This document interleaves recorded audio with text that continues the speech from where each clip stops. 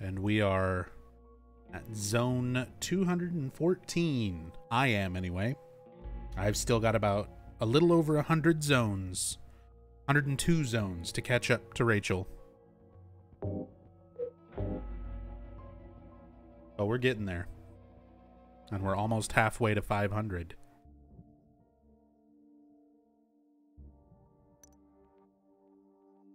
Do, do, do, do, do. Yep, let's invite Enigma.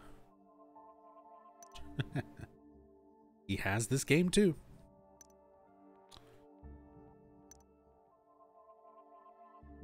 But he's a noob. Nowhere near as experienced as me and Rachel. Wouldn't be able to handle the zones that we're on. Not like we fucking can at max level and everything. Stats and everything maxed out.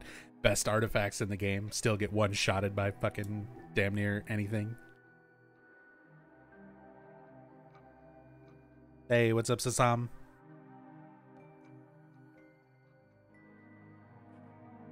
Howdy, howdy. Hope you're doing well.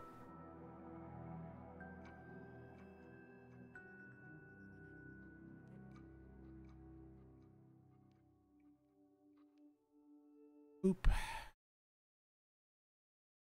Is everything randomly generated in each of the zones? Yes. It's a procedurally generated dungeon crawler Silent Hill game.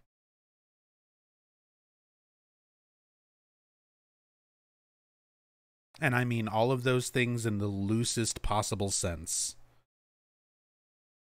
Like, by all technicalities, that is what this is.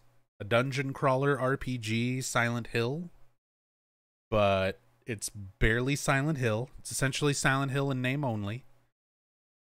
And the monsters that you fight in the dungeons are all like iconic Silent Hill monsters. Plus a few new things.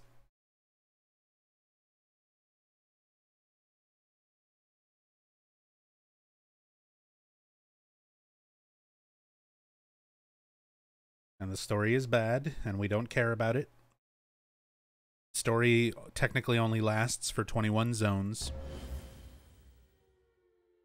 And then after that, the game just keeps procedurally generating zones all the way up until a 500th final zone.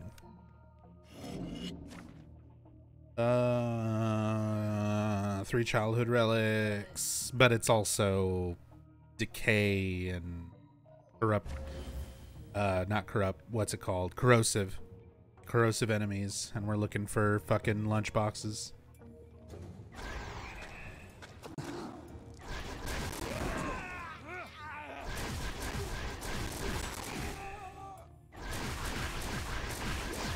Didn't this used to be a PS Vita exclusive? It is, and it was and still is a Vita exclusive. I'm playing this on a PS TV. No. I'm playing this on a PS TV that has been modded. Because a PS TV is basically a Vita. It's a console version of a Vita. And by default, it does not work with Book of Memories. Oh, that's just the save point. By default, it does not work with Book of Memories. You have to actually mod your Vita to be able to get Book of Memories to work on it. But because the Vita does not have native video out like the PSP did, I can't capture directly from a Vita without some real serious modding, hardware modding.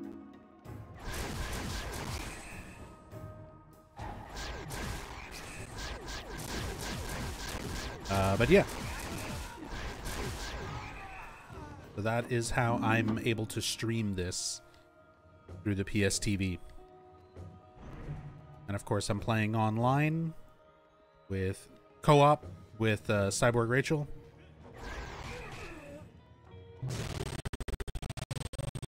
Yeah, I'm noticing.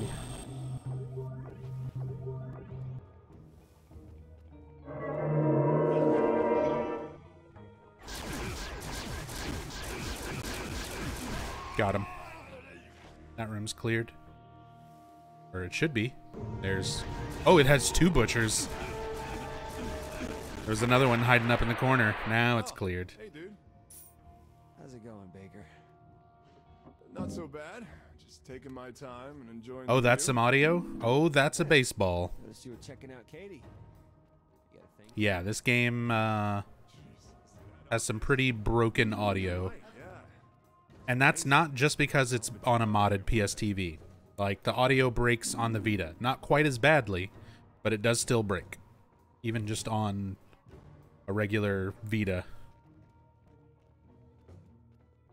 Social Baker, welcome to the stream, and thank you so much for the Prime sub. First live I've caught, been binge watching the VODs on Silent Hill. Nice. Hope you've been enjoying the VODs. And if you've been watching on YouTube, that's a big thanks. And shout out to Sci-Fi Guy, Dorian House, who handles the YouTube archiving stuff. Oh god, another butcher room. And I'm dead.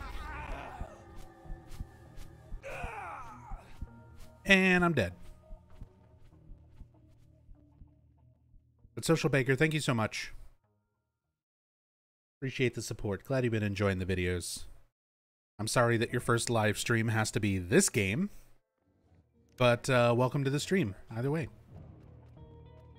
Need to check out the VODs on here too? Yes, absolutely. If you enjoy the stuff on YouTube, definitely check out the full playlist and collection that I've got here on Twitch. It's getting close to 500 hours long.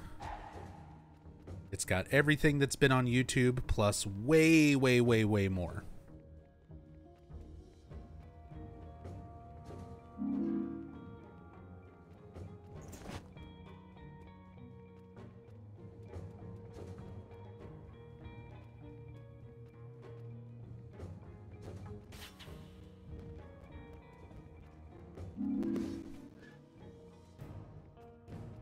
Let's see if I can get my shit back.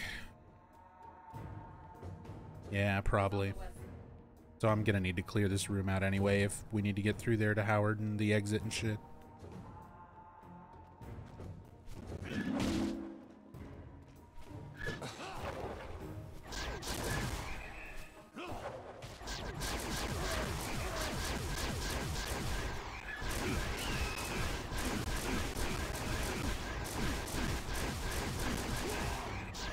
Butcher's dead at least.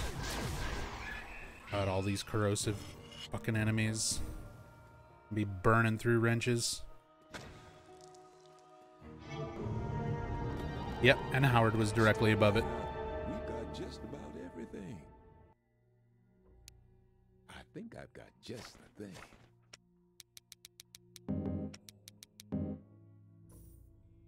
Thank you kindly. You'll be back. Yeah. But he's right up here.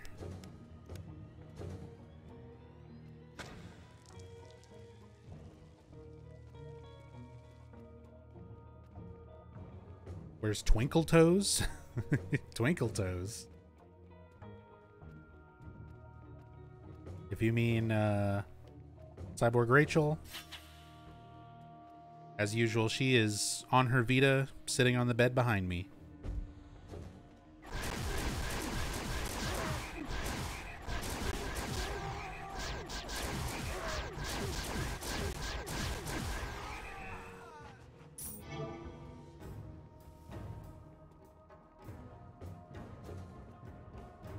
Been trying to figure out how to play this game. Looks great. It's not.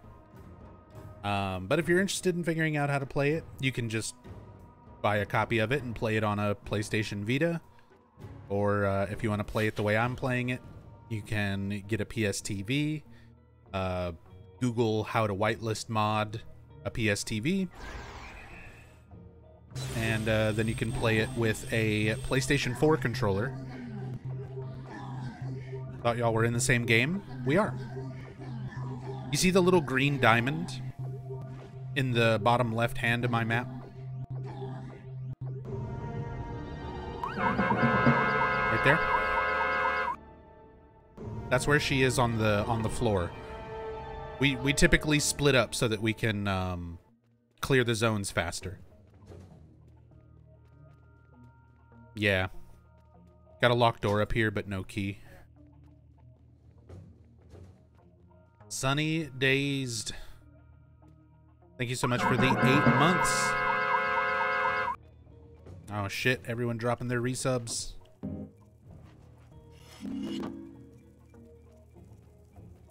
That's just a room full of bugs. Sunny, thank you so much for the 8 months. Welcome back. Constantly try to forget Book of Memories exists, and every Monday you have to ruin my life. Can't wait to hit 1 year. How do you think I feel? Thank you so much for the 8 months. Very much appreciate the support. Thank you, thank you. Thank you, thank you, thank you. And D Miser, welcome back. Thank you so much for that 2-month resub. Very much appreciate it. Hope you're doing well. Welcome back.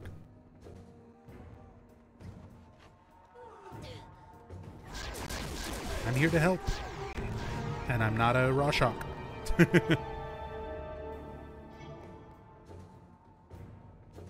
Oh, right. Yeah, when you're doing orbs and stuff, they won't go through. Thought maybe team up every room. Nope. We team up on, like, zones. And, yeah, we typically split. Here's the locked door right here. Oh, shit, you don't. No, that up there was just bugs. Missed a key somewhere.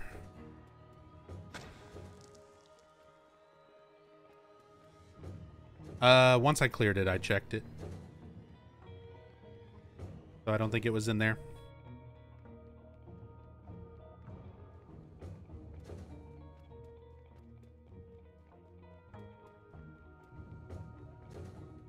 True. Could have been.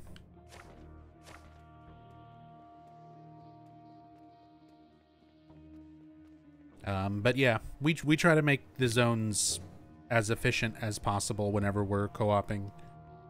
So usually we get into a zone and team up. Oh god. Team up for certain things, but for the most part we split up to clear the zone, find the orb rooms, find the merchant, find the exit, all that important stuff. Shit, the exit's gonna be behind the locked door, along with our last orb room. So we've got to find this key. Right now, this is like the worst possible situation where we know where we need to go, we know where everything is, but we're missing a key. Yeah, I picked up my pile. Was not a key there. Checking the double butcher room. That's all empty.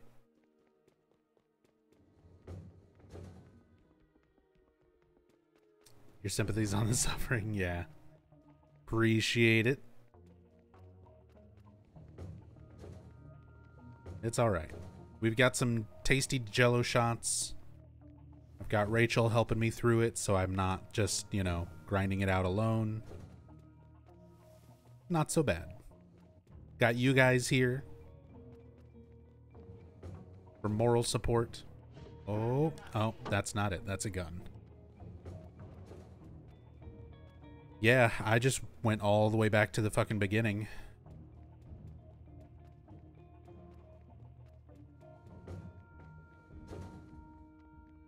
I don't know where this fucking key is.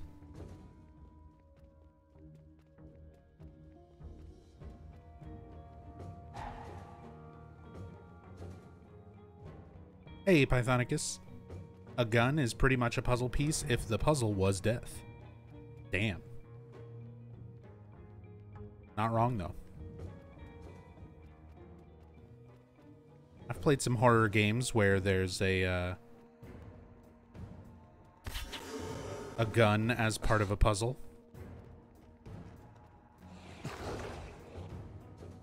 Yeah. I mean, at this point, we're missing it somewhere, so...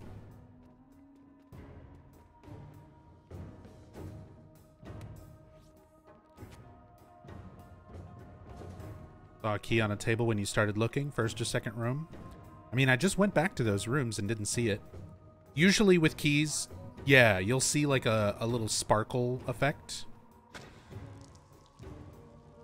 That's a floating butcher's cleaver. Okay. There's just a butcher cleaver, like floating in the air in that room. You see it on your end too?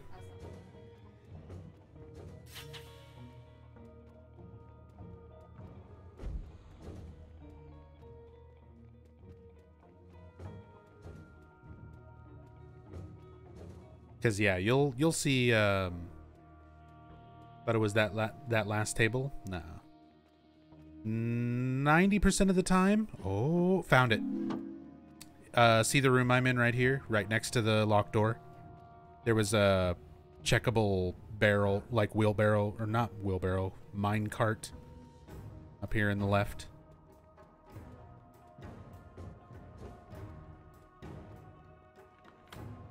And there we go. Last orbs here. Exits right above. Valtiel has a dagger of Melchior. I don't want it. I've already got one. And a boost room. Damn, I was hoping for artifact room.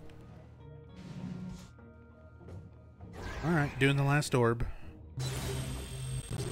Destroy them. Healthy nurses.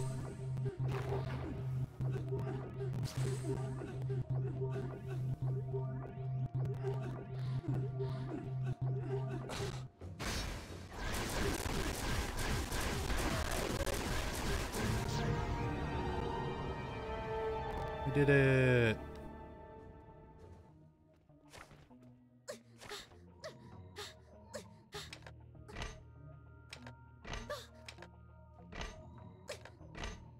Solve the puzzle.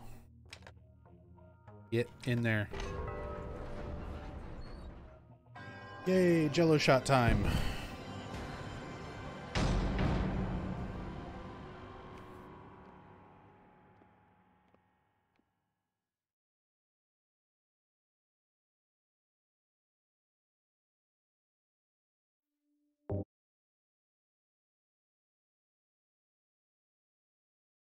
$2.15. Steel. My favorite.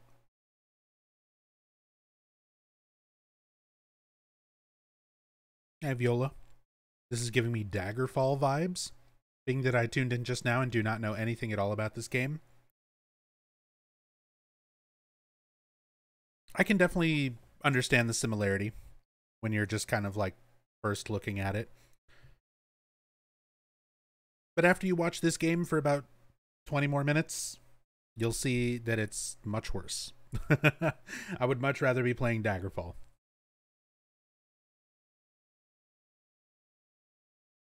That's the thing about this game, is like it's such an anomaly of badness. Especially for the platform that it's on, being a Vita game.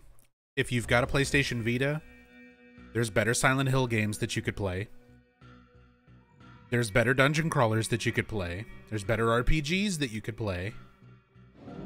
There's better horror games that you could play. Oh, execution moves. Go suck a dick, Valtiel. Like, this game falls short in all that it is trying to be.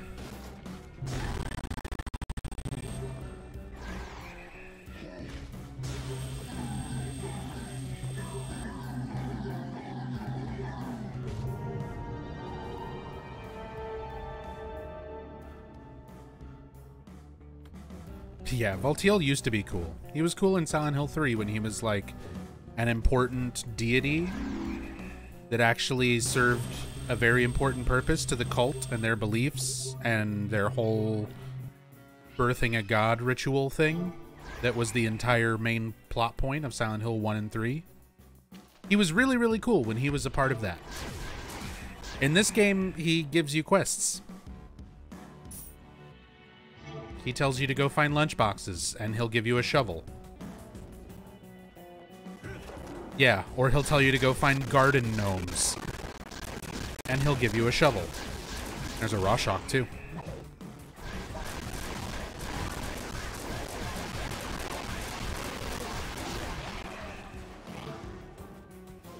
My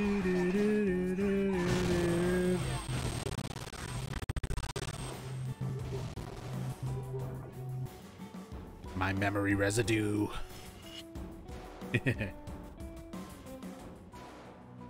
You have more money than me. I'm at 17K. 200 something. Yeah. Locked door over here on the bottom right. I don't have a key. Okay. I'm just gonna open it to clear the map.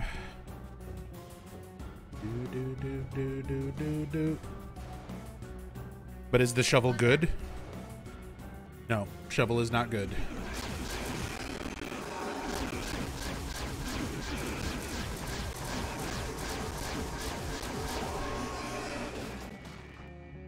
Nope, shovel is not good. The weapons we're using are good. We've got basically like the strongest shit in the game. Flamethrowers, Princess Heart Wands. I keep a Dagger of Melchior for doing combo hits, because sometimes that's a one of the challenge orbs. So for anybody who's never seen this game, and you're wondering, like, what is the point? What is the purpose? How do you progress? Essentially, every zone has a puzzle that you have to solve to complete the zone. And to get puzzle pieces, you have to find rooms with challenge orbs. These blue orbs that are floating in each room. And they're scattered randomly in different rooms. The number of puzzle pieces and challenge orbs that you need for each zone is over here on the left. So for this one, this is a big zone. We need 7. And once you've got all 7, you can go to the exit, solve the quote-unquote puzzle, which is always something very brain-dead.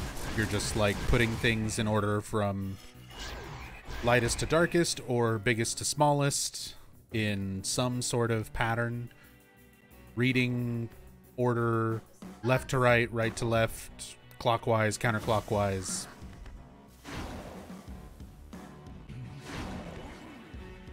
And then that is it. Repeat ad nauseum. Like, the format never changes. That's the whole thing. And then you also have your side quest that Valtiel gives you at each zone.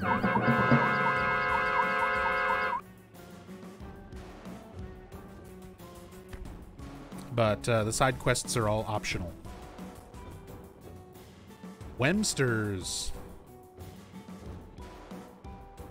Wemsters, welcome back. Thank you so much for the big half a year.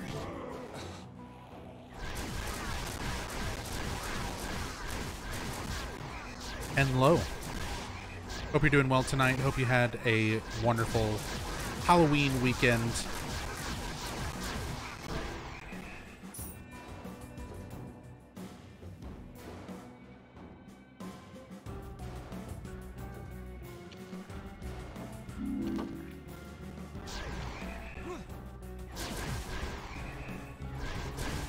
Does this have environment elements designs from all the Silent Hill games?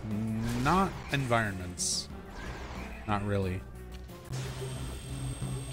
The main recognizable Silent Hill things are enemies and cosmetics. Like, I'm playing as James Sunderland, wearing a pyramid head. And it's the HD collection version of James Sunderland, voiced by Troy Baker. Because of course it is. Okay, I see ya. I'm not in too bad a shape right now, but good to know. There's a locked door up there on the top right, and I don't have a key.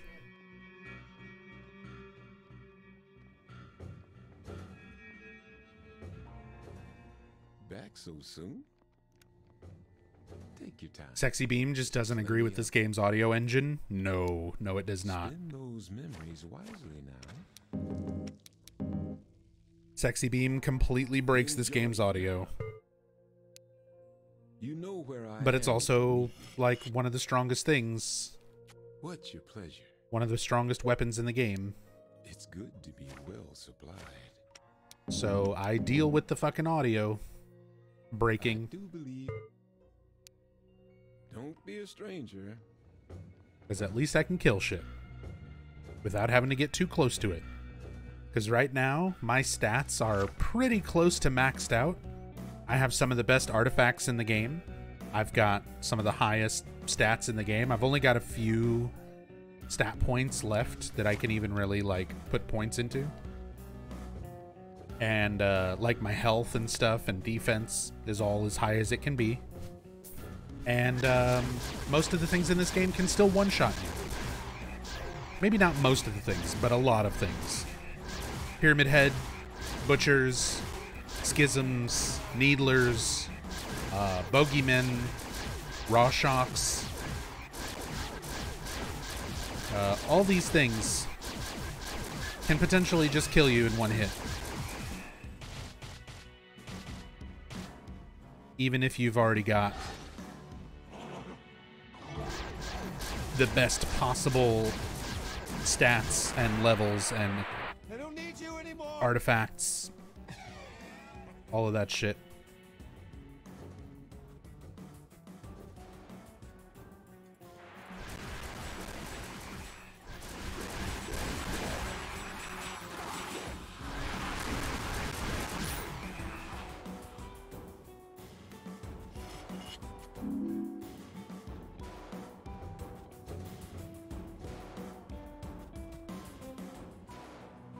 From using a keypad as a man's face in a gruesome puzzle to order the colors. Yeah, pretty much. From Silent Hill 3, I hope you know Shakespeare.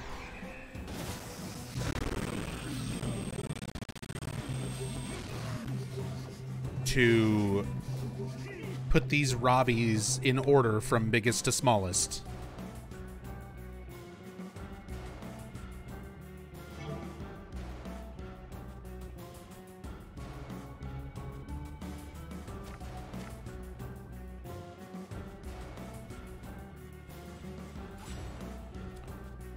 But will he tear our souls apart? I mean, that's what this game does.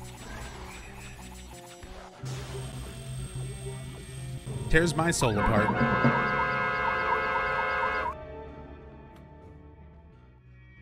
Perky Psycho.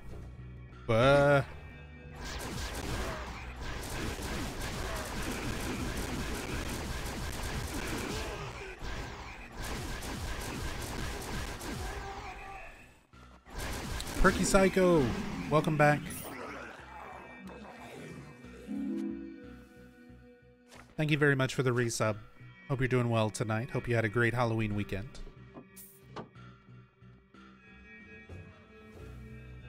Welcome to Book of Mondays.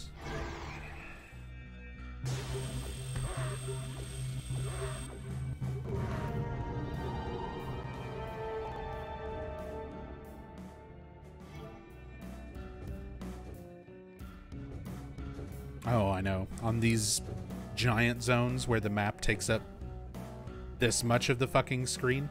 Like, look at this UI. Like, for viewers, look at this fucking brilliant UI design. See how much of the game I'm actually looking at is like this much of the screen. Otherwise, I'm like, I have this so that I can know, like, I need to be able to quickly come down here and react if I need to heal or repair. I have this so that I know where I'm going on the map. Cyborg Twinkie, Cyborg Rachel's health bar and stuff like that. My weapons and their condition. My health and condition. My karma meter.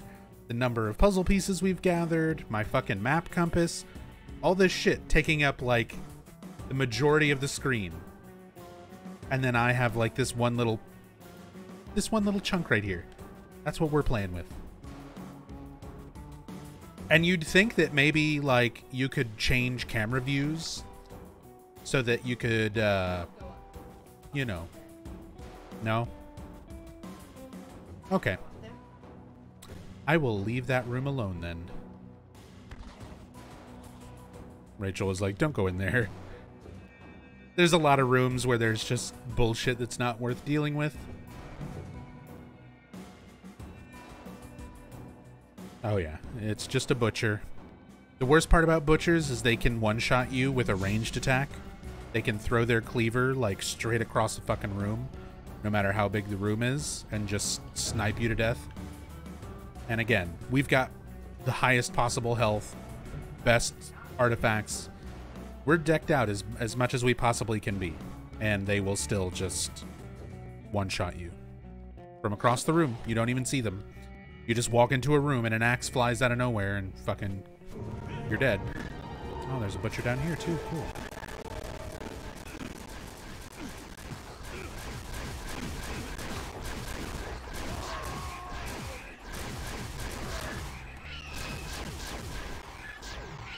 Doesn't the cleaver heat seek? Kind of. It locks onto you from very far away. It technically does not heat seek, but it will, like... There's lag. There's essentially lag. So, no matter where you're at, it can kind of adjust left or right. So there will be times where you very clearly dodge it, but it still hits you and fucking kills you.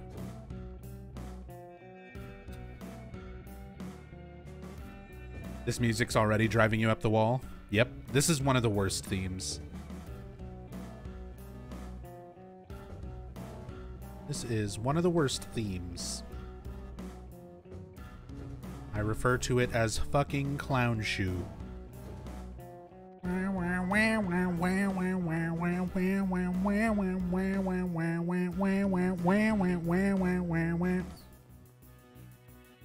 many subs till we can move on? A lot. Because the sub goal to stop playing Book of Memories again was 600 subs. And all of the gift subs that we got throughout September have dropped off for October. So I'm back to like 270 something subs. We need like over 300 subs to stop playing this again. So we're pretty much just going to be committed to playing this for a while.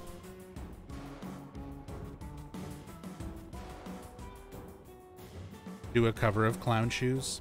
Can I just do it a cappella?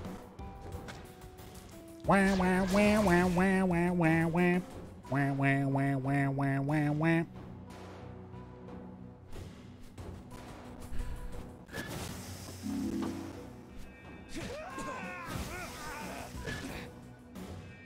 I'd like this theme if it was played for 15 seconds or something somewhere in the credits. On loop, it just brain rots, pretty much. If this was playing in the background while I was, like, going through the carnival section of House of the Dead Overkill. Down. Where am I going? Oh, I see. I see. Yeah.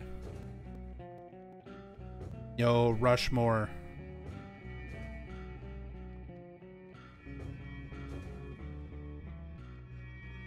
That's it. Rushmore, thank you so much for gifting a sub to Hemi22. The journey starts with a single step. You are correct. Thank you so much, Rushmore. Very much appreciate that. Hemi22. Enjoy the emotes. Enjoy the sub.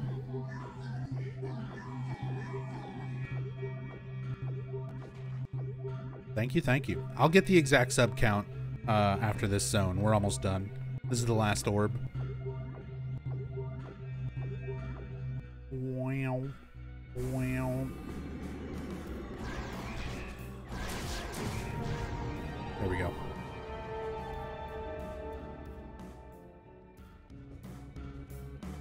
It's kind of cool, a huge mix of monsters, but in this point POV, kind of poopy. Oh yeah. The POV is one of the things that sucks the most. And what sucks even more is there is some behind the scenes like development footage for this game out there. And when they were first developing this game, you used to be able to change the camera angles. That was originally something that they were trying to work in, was you could go from the overhead dungeon crawler mode, but then you could do a much closer third-person view that was more like traditional Silent Hill third-person, where it's like over the shoulder and it lets you get a closer look at things in the room. But they had to abandon that idea because the Vita hardware couldn't fucking handle it. It couldn't handle switching back and forth between those two drastic camera angles. So they stuck with just the overhead dungeon crawler view. And everything looks like shit. And that zone, as far as like visuals go, is probably one of the better zones. Because then you have like the blood zones, where on top of everything being far away and over the top dungeon crawly looking like shit, everything's red. Everything is red. So like the drawers that you look at where there are keys and necessary things for progression, they're slightly brighter red. But then everything else in every room is red. Everything has a red glow to it. So just, it all turns into just a big red-brown mush of color on the screen. And keep in mind, like, I'm looking at this on a nice, crisp, like, BenQ monitor, capturing through the PSTV. Normally, you'd be looking at this on your little fucking Vita screen, like Rachel's doing right behind me.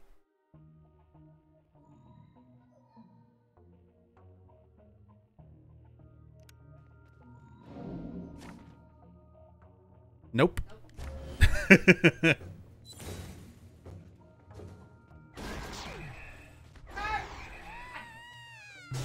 Well, off to a good start. Yep. I was just talking about that. How there's times where he'll fucking hit you, and even though it looks like it should not have hit you,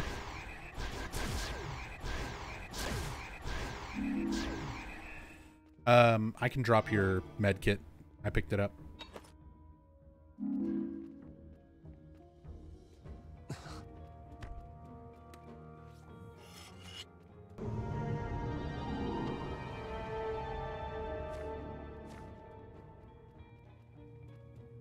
Sorry, I've got it.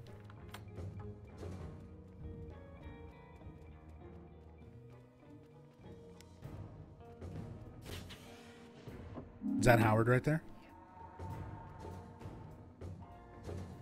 Hello again.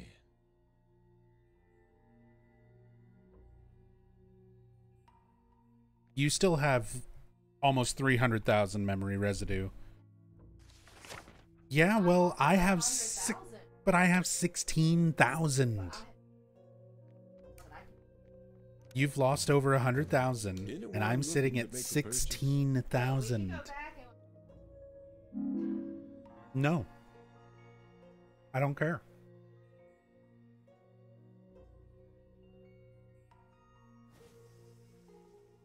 Y'all forgot the puzzle piece? No fucking way, did we? We did. I'll get it. Is Howard canon in the original 4 games? No. Howard is originally from a comic book called Silent Hill Past Life, and then they put him in Silent Hill Downpour, It's good to be and then they put him in this.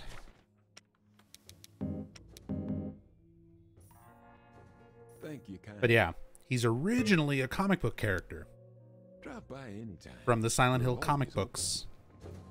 And then they gave him a bigger role in Silent Hill Downpour. And then they shoehorned him into this. Because Tom Hewlett really wanted people to like his original characters. He really, really wanted people to like the Boogeyman. He really, really wanted people to like Howard. So much so that when they did the Universal theme parks Silent Hill Haunted House for Silent Hill Revelations, so the second Silent Hill movie was coming out, and Universal theme parks did a Silent Hill themed haunted house, and they had an actor dressed up as Howard going around scaring people in the line for the haunted house. Like, he would just walk around and be creepy. Yeah, fuck that room. He would just walk around and be creepy to people in the line waiting to get inside the haunted house.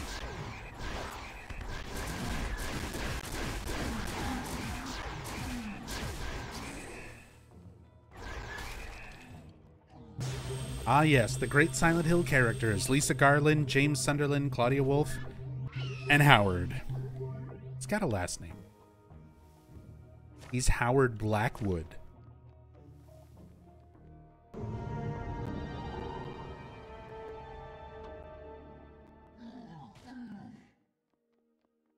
Ooh, artifact room. This is the only thing in the entire fucking game that we can even get slightly excited about. Controlling me somehow, like he's inside my head. So we can get a random artifact. And the artifact we really want to see is a UFO, because it's worth 34,000 memory residue, something like that. 30-something thousand memory residue. Carved wax doll. Not bad, but not what we're hoping for. Yes. Oop. Have fun. Yeah, that's not a great save room.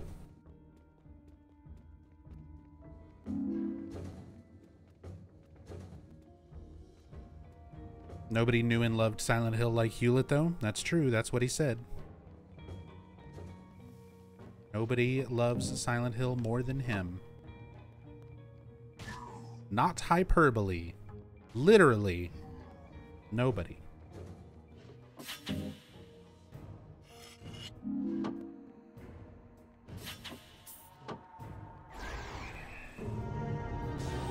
Is the original Howard comic canon? No. Nope. None of the comic books. I mean, okay. I always wind up getting angry YouTube comments about people being like, you're just a fat guy on the internet. You don't get to decide what's canon and what's not canon. And that's true. I don't. But I also have a brain and know how to read. And I have a quality, a trait known as reading comprehension. And if we're talking about how stories line up and make sense, nothing is really canon after Silent Hill 4. Hell, arguably 4 is not even canon. I'm already stocked, so...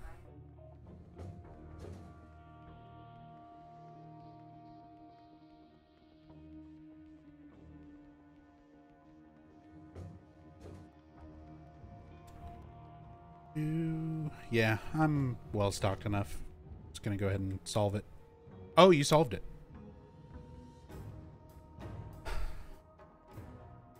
Yeah, I'm good.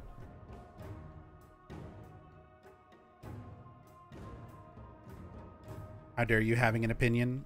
Exactly. And really, that's all it comes down to. It's my opinion. It's my opinion as a fan who has read every comic multiple times, played every game hundreds, if not thousands, probably thousands of times at this point. Seen the movies, like...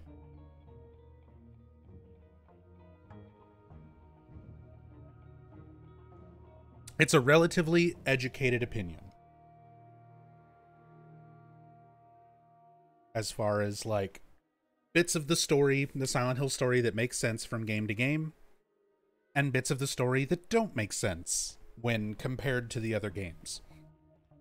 And like, really, if you want to look at it as any kind of a continuity thing, it's just Silent Hill 1 and 3. It's just 1 and 3. You have Silent Hill 1, and then the good or good plus ending from that, and then Silent Hill 3 17 years later. Silent Hill 2 is its own standalone thing. You can kind of, it doesn't like fit into a timeline thing anywhere. Fuck. Earth Guardian. Yeah.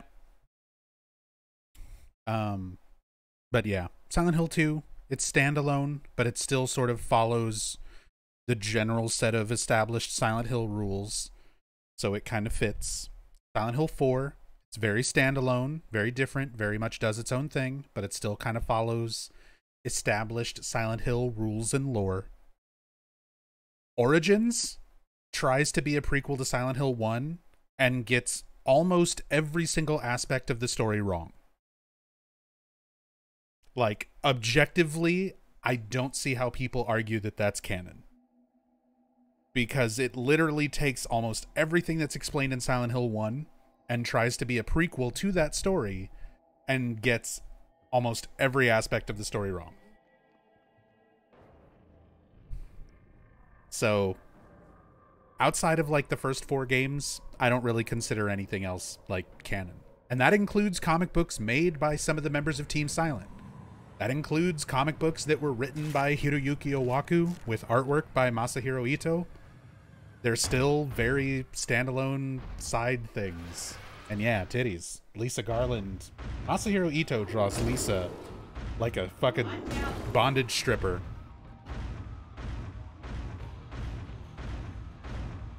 Because that's what he's into.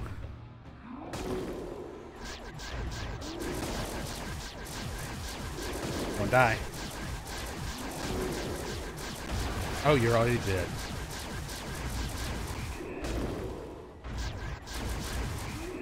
Yeah, this boss is fucking bullshit on multiplayer. Thank you.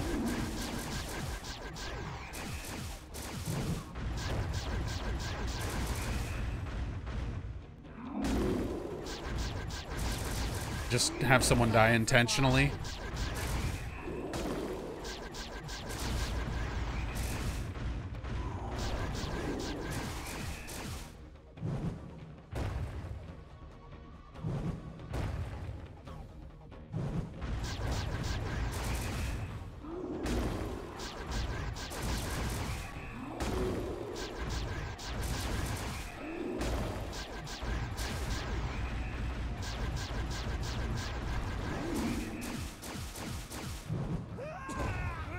Luckily not with that attack.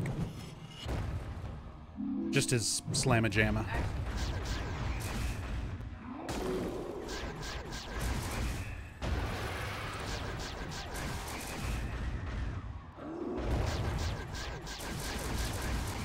What the hell even is the design of this thing? I don't know. It looks like a Zelda boss.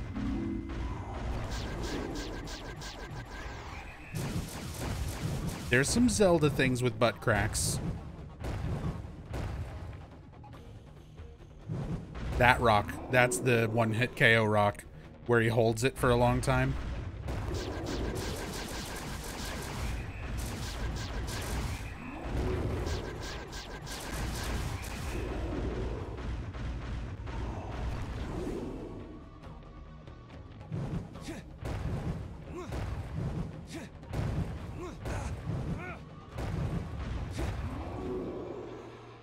Come on, just charge.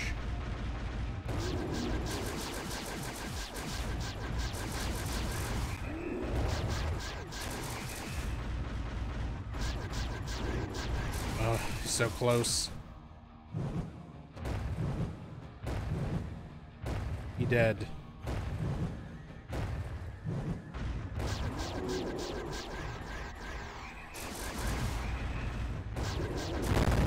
There we go.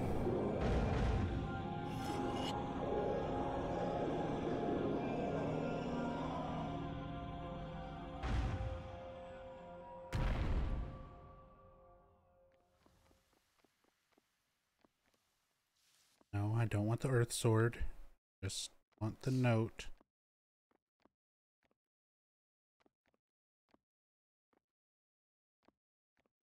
See, the angle that I normally would, there's a fire axe there. Oh my god, fuck it. I'm just gonna put this down. This up. This up. Pick this up. Because this game is stupid.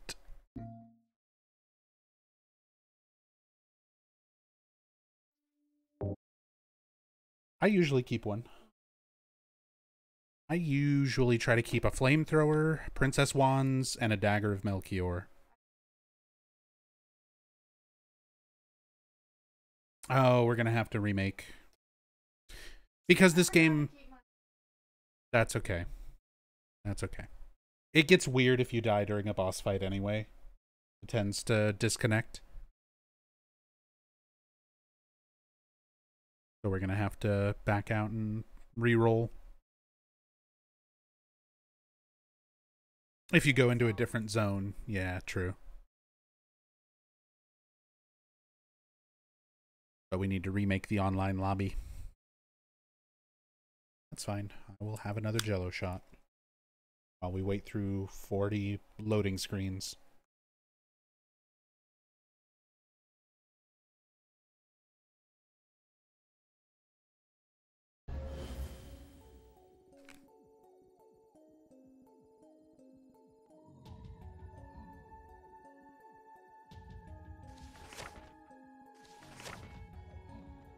See what Valtiel's got. Rooms in this realm house creatures marked for death and living on borrowed time. That time is up. I don't know what that one is. Creatures living on borrowed time. Combustible?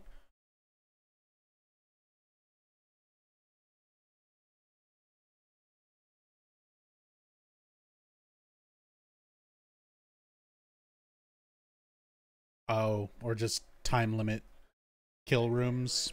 Yeah.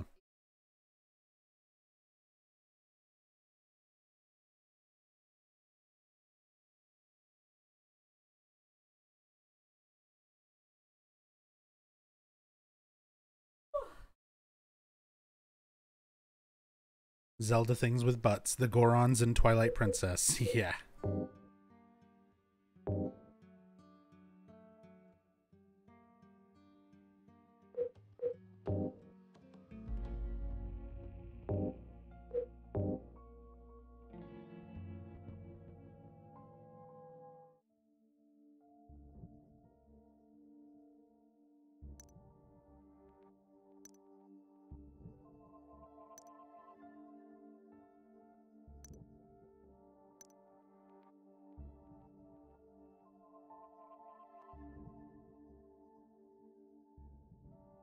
Invite sent.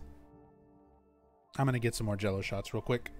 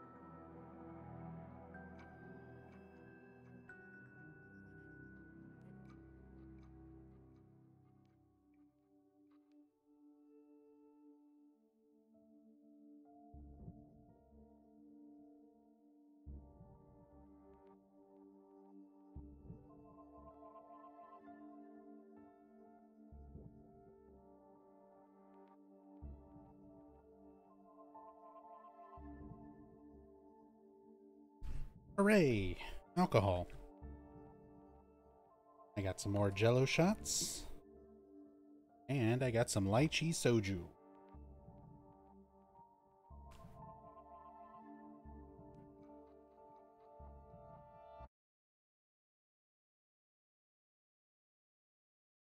Yep, and it keeps the zone the same, so we'll figure out whatever the fuck that challenge was.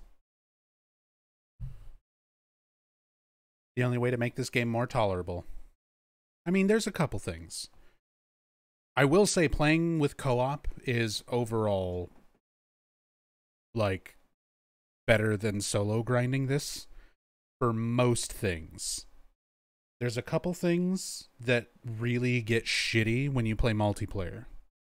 Boss AI tends to be broken.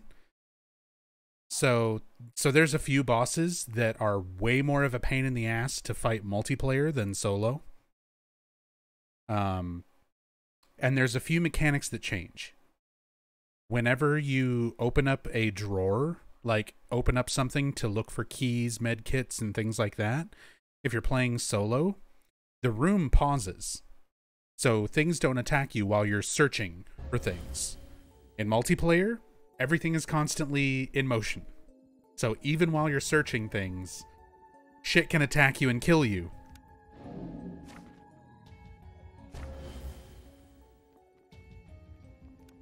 So it's 3 timed rooms.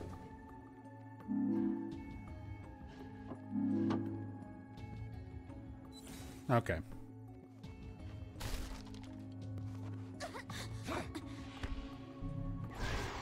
Oh, I'm like, well, what the fuck? Where's my laser?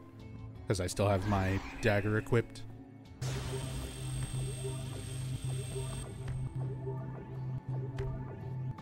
Oh, did you? How does that work? It's acting as though you DC'd out of the fight instead of died and lost your shit?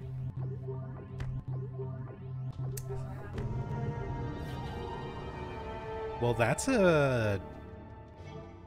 actually good to know. If we die during a boss fight, we can probably just... Yeah, I mean, I can hard reset. More of a pain in the ass to do, but I can still do it. Oh, maybe not. Maybe not if I'm... Maybe not if I'm the host. Oh. Kill things for me.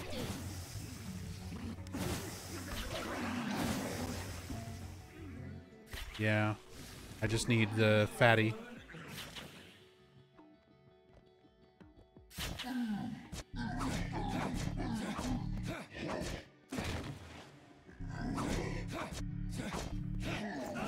Never mind, he killed me.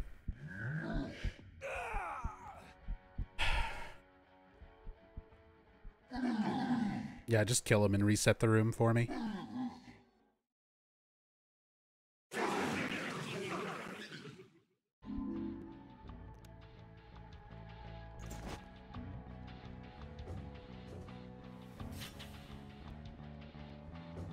I mean, if you do, it's not a problem. The main thing I need is my wrench. There we go.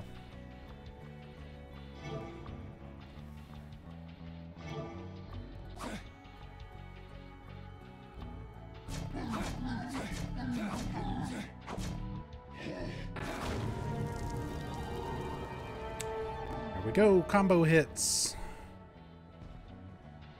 One of the worst fucking challenges we can get, but yeah. It can be any number from 2 to 10 combo hits.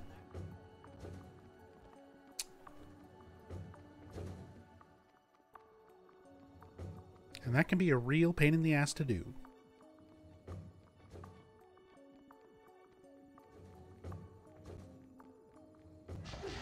Hey, Nertia. Are we doing well? Favorite drink?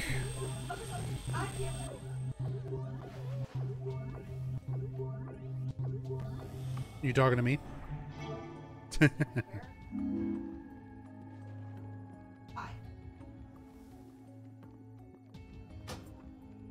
I hope that was a key. Yeah. Favorite drink. I've got a couple favorite drinks.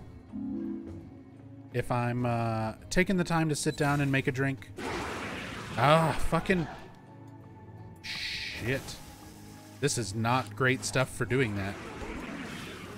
I guess I'll do it on Pyramid Head, but yeah.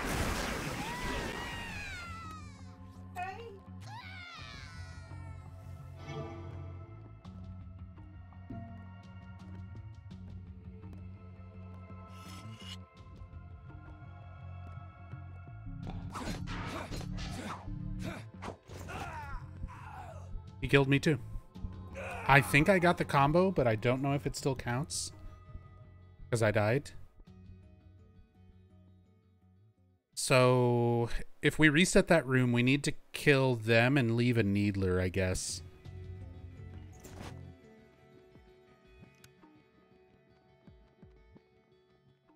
If they catch me, they'll do bad things as far as damage. But it'll be better than Pyramid Head. Of course I am, but it's not that easy. I still make time for you, isn't that enough?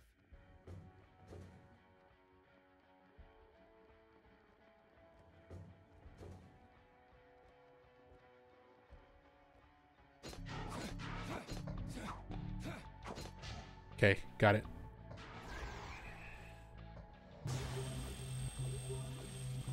I'm fine. I have other weapons I can swap to.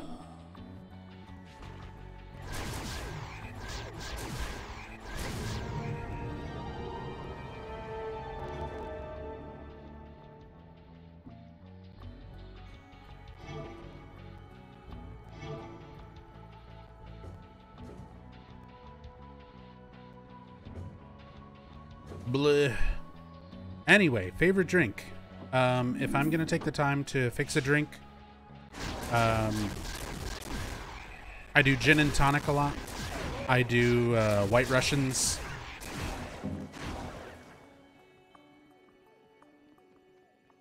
But yeah, rum and coke. Rum and coke usually.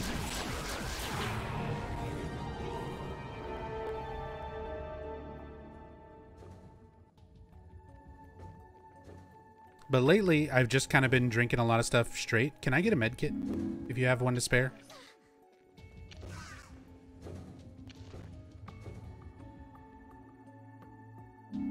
Thank you.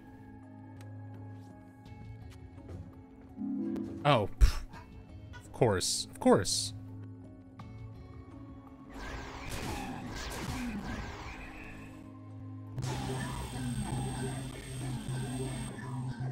Careful. Fatty's dead. Stay away from him.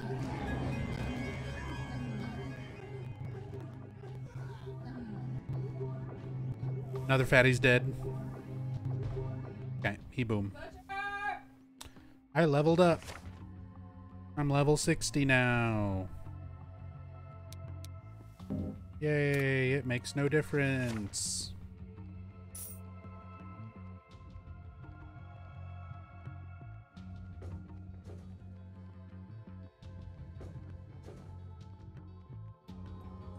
But yeah, lately whenever I drink, sorry if I trail off a lot.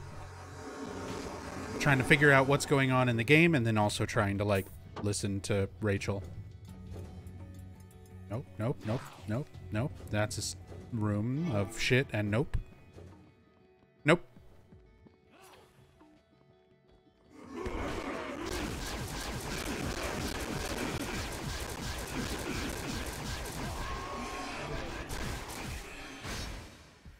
Yeah, lately I've just been drinking a lot of stuff straight. I'll drink, like, shots of tequila.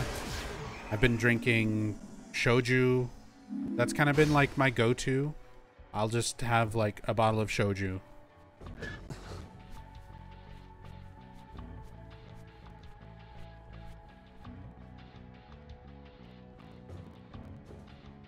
Particularly, there's been a brand we've been getting called Good Day.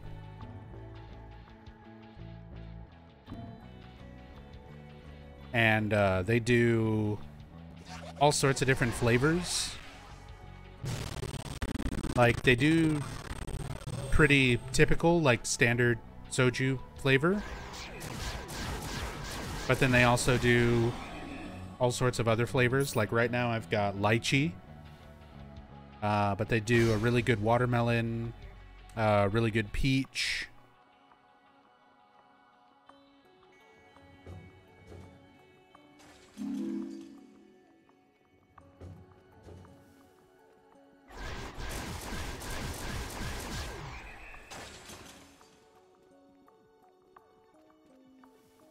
Somewhere.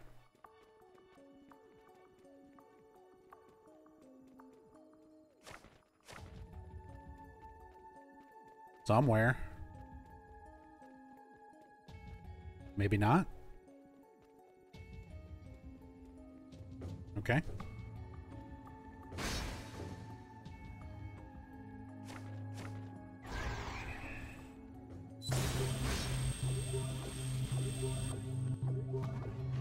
Need to get some black gold sake. Sake is always good too. I've still got a good half bottle of some really good sake. I drank about half of it for Halloween. Got the other half of it sitting in the fridge. We've got a ton of alcohol. We did like a massive booze run to prepare for our Halloween party stuff. And we have so much left over. Although we're almost out of the really good stuff that we liked the most. Really need Howard.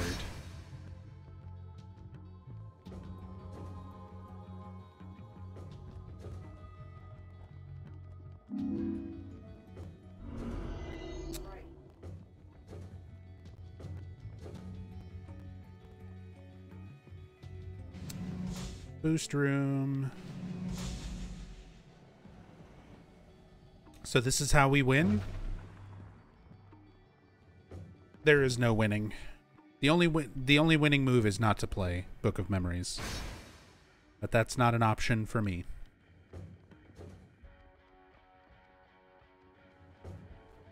Is this one? Strength boost. Yay, that does nothing for me or my weapons. Had to work yesterday till 9 p.m.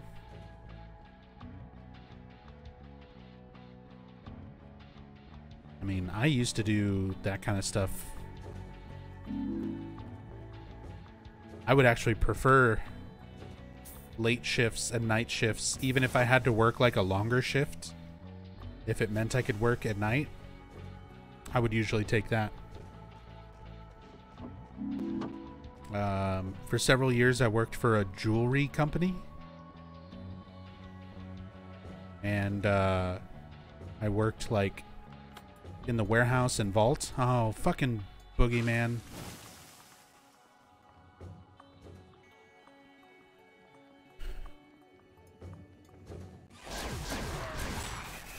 I can't do this. I have no med kits and I'm almost dead.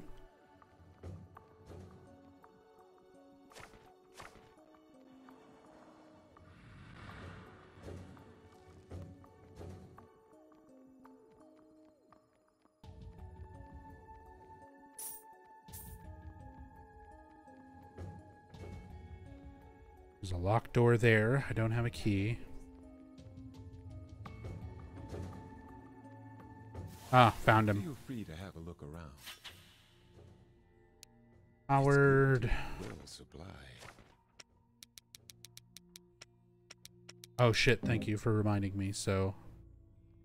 Now don't you waste that.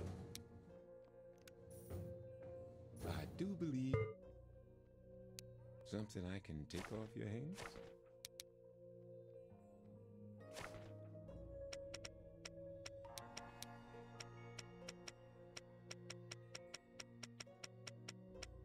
But yeah, I worked for a jewelry company where I had to work like 12-hour shifts, but I got to work overnight. You know where Like I 7 am. p.m. to 7 a.m. That was not bad. Especially because I usually got all my work done in the first, like, maybe 4 hours, 5 hours. And I'd spend the rest of my shift on my laptop playing video games. Usually Final Fantasy XI.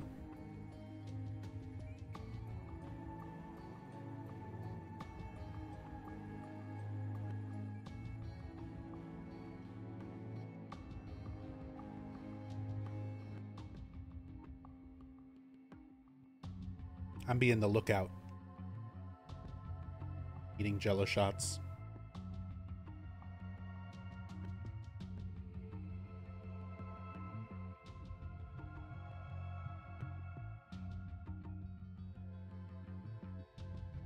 What was that?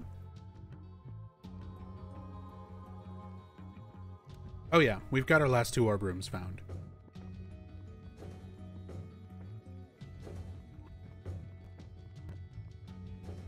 He may have gotten stuck somewhere. Shit. Get me out. Fucking needlers.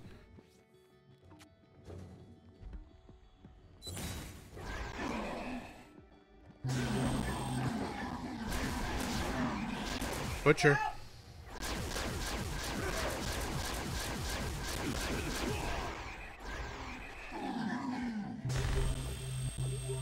Run.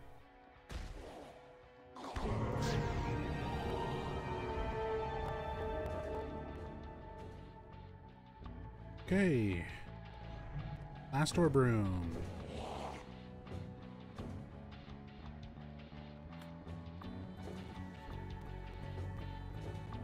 If it's not an artifact room, I don't care. Ah! He's in the orb room. Oh my god. Fucking... Okay, Boogeyman's down. And I need to get a 4-hit timed combo.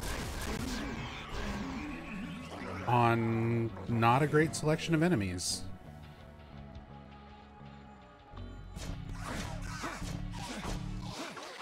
Got it. They're just tiny butchers. Like, they took the butcher and also made him tiny. Where they can just snipe you across a fucking map.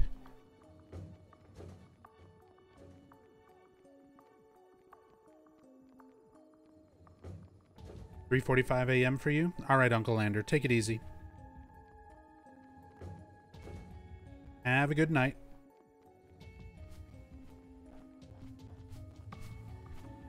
Thank you for hanging out.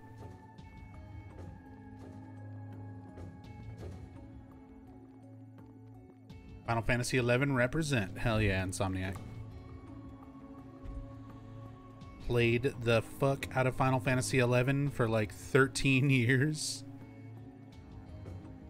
I've tried many times to get into Final Fantasy XIV, and I just cannot. Me and that game just do not click. It's a wonderful MMO, and I appreciate all the things that they did with it. But damn, I just cannot stick to playing it. I just can't.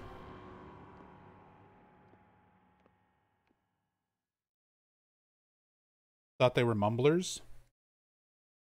They're technically kind of a mishmash. They're sort of based on Silent Hill 1 mumblers. They're referred to as Grey Children, and they're kind of similar to Grey Children from the movie. But they're essentially misnamed mumblers from Silent Hill 1. Got 1/20th of the playtime on 14 compared to 11. Oh, geez, not even close. I don't know how many tens of thousands of hours I put into Final Fantasy XI over the course of like 13 years. Because I literally used to no life that game. Like, I played it every single day. For probably the first like 9-10 years. And then even after that, I was still playing it very often.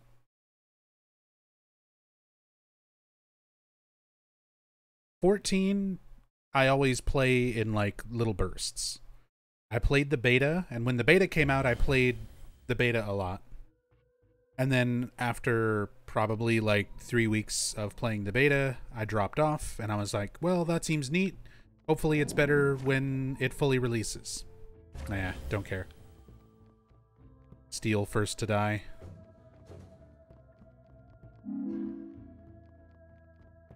I just never focus on enemies because I just laser everything in the fucking room. I don't give a shit what it is. But yeah, with 14 I played the beta a lot, and then I played 1.0, and I was like, wow, 1.0 sure was a thing. I hope this gets better. Played 1.0 for a while, and 1.0 was really rough. But I still had friends playing it with me, so was able to stick it out for a while.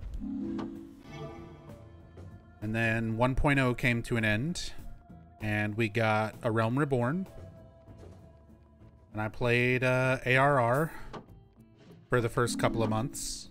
And again, I had a few friends playing, so I was able to stick with it for a while.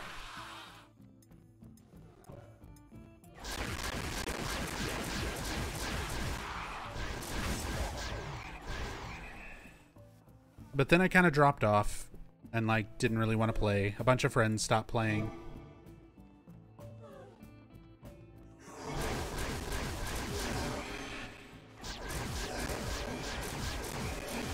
And then pretty much whenever like a friend would be like, "Hey, I'm going to start playing Final Fantasy XIV."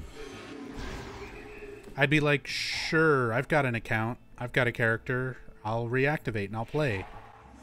And then I reactivated and I played for like a month or two. And then I got tired of it and stopped playing.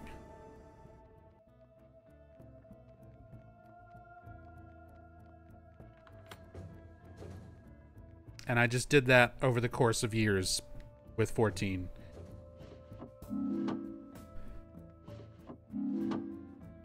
So yeah, my experience with 14 is like a very, very small fraction compared to my experience with 11.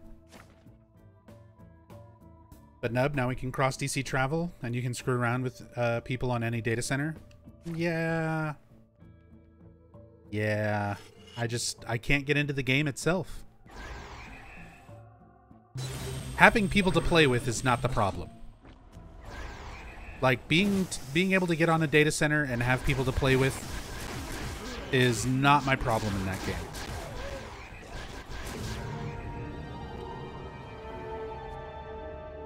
I don't like the game format itself. I don't like the story-based level progression. I miss the classic Final Fantasy XI make a party and then go to a spot and then grind levels. I know a lot of people hate that shit and they much more prefer the thank you. They much more prefer the progress while you do story concept. But I don't know. I hate that. I hate just fucking watch this cutscene, go to this place. Watch this cutscene, go to this place. Watch this cutscene, go to this place. Go out and kill 3 of these and 5 of these, and then come back and watch this cutscene and go to this place. I couldn't do that. I hated that shit. I liked being able to make a party, and I liked not being limited in making a party, because like Final Fantasy XI, you could make a party with whatever was on hand, and then try to figure out how to make it work. You'd be like, well, I'd really prefer a ninja, but there's no ninjas right now, so I'll just grab this Dragoon and this Dark Knight, you know?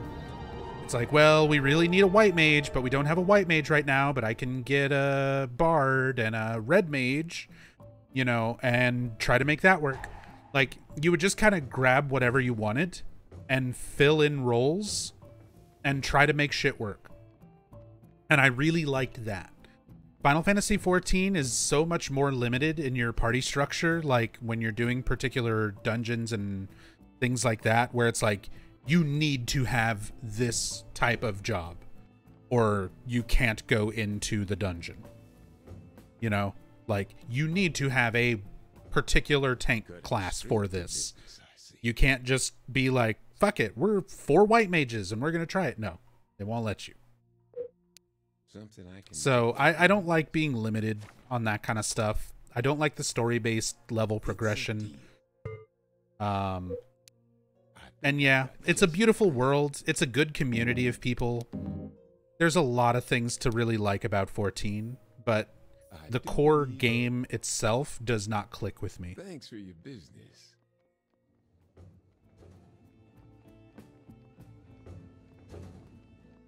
Ever tried or played Black Desert Online? No, I have not. I've heard BDO is a little bit more like that, where it's more of the kind of harder, more classic MMO format. But honestly, at this point, I think I'm just a jaded old man who spent so many years playing Final Fantasy XI that there's just no other MMOs going to compare. If I ever get the itch to want to play an MMO, I'll probably just play Final Fantasy XI again. because I can always play on retail if I just want to like play and be able to do stuff and progress by myself. And I can play on fan servers if I want to do the classic like mid 2000s era of Final Fantasy XI, of you need a party to do anything, of group up with randoms and go grind out levels and shit like that.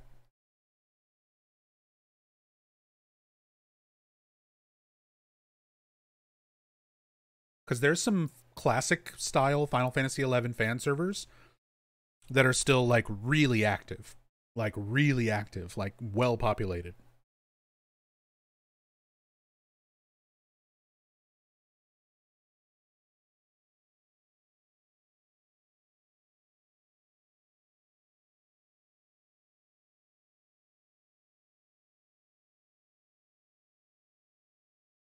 ARR is just rough to get through.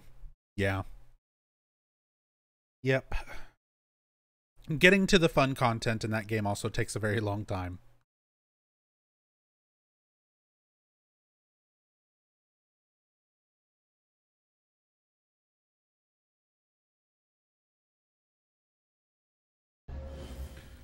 Derek doesn't look like he's feeling it. No, Derek's face is how I feel every time I reinstall Final Fantasy XIV. Mutations. Okay. What kind of mutations is it?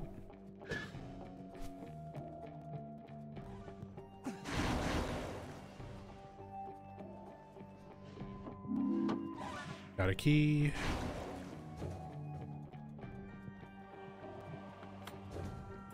Used a key.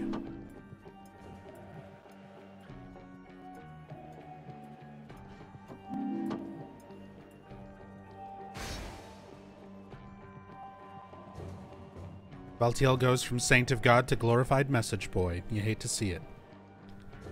Not even message boy. He's just like... he's the side quest giver. He's the side quest giver. And he hands out fucking... shitty rewards for doing side quests. Thanks for collecting the lunch boxes. Here's your Robbie the Rabbit pin. Here's your shovel.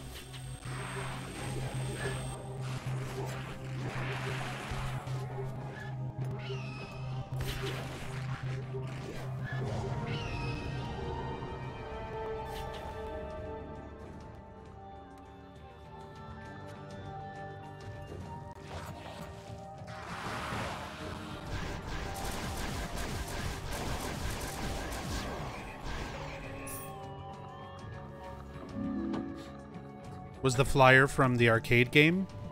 It's supposed to be the air screamers from Silent Hill 1. But yeah, they kind of redesigned them into that flying boss from the arcade game. Artifact room. Come on. Horn of Red Coral. Coral. Coral. I swallowed a piece of string, Coral. I shit you not.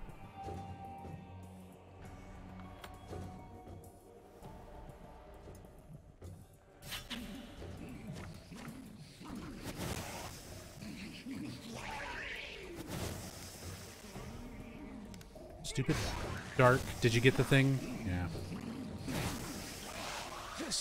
Oh my god, this room.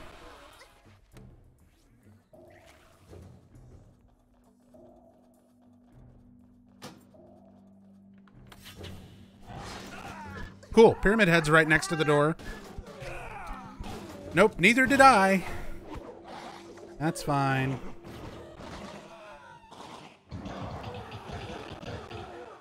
Coral.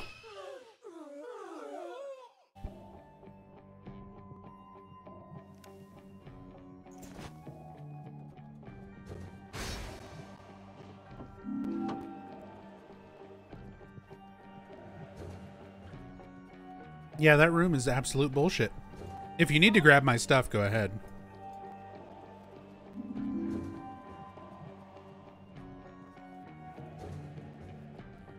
Those are the mutations, I guess.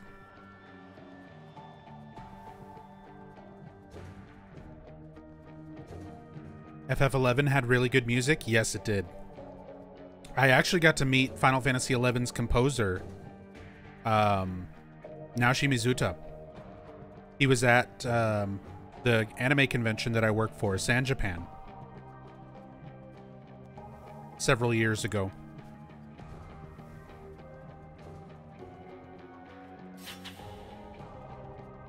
So I got to meet him and get him to autograph my copy of the Final Fantasy XI soundtrack, the piano soundtrack, or the piano collections.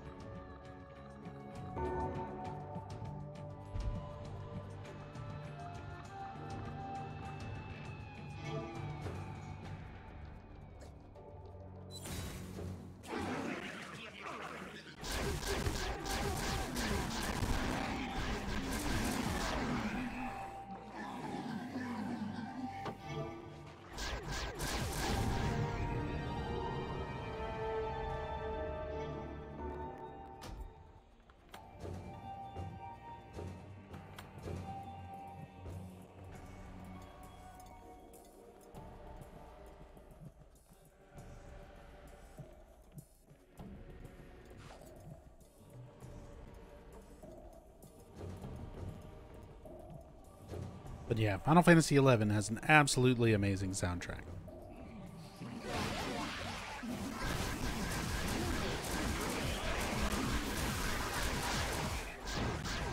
One of those games I still just go back to and like just listen to the music, even if I'm not actively playing the game.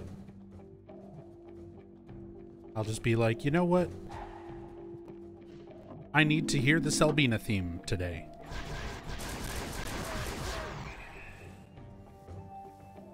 I need to hear Sanctuary of Zeta.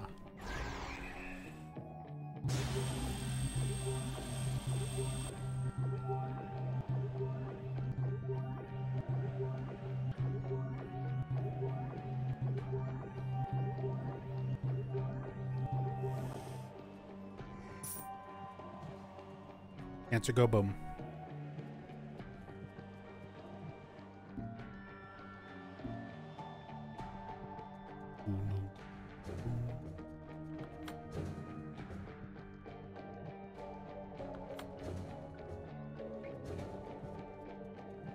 Like Sandoria, but the bagpipes?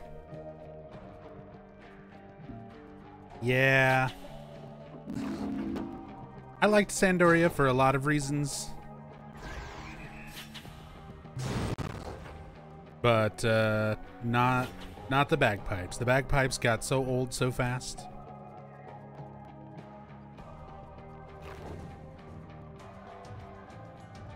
And as far as like starting nations go, I am absolutely 100% Windurst all the way, baby.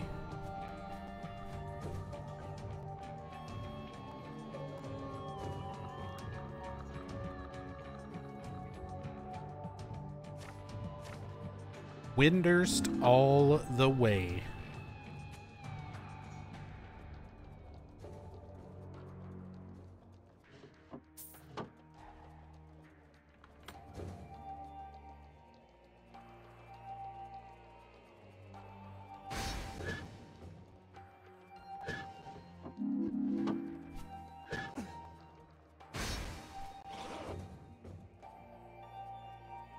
Would still choose it as your nation? I usually wind up playing Taru, so I almost always start Windurst. Every once in a while, I did an alt character or something. Lockdoor. Oh, that's what I needed. I want that Howard.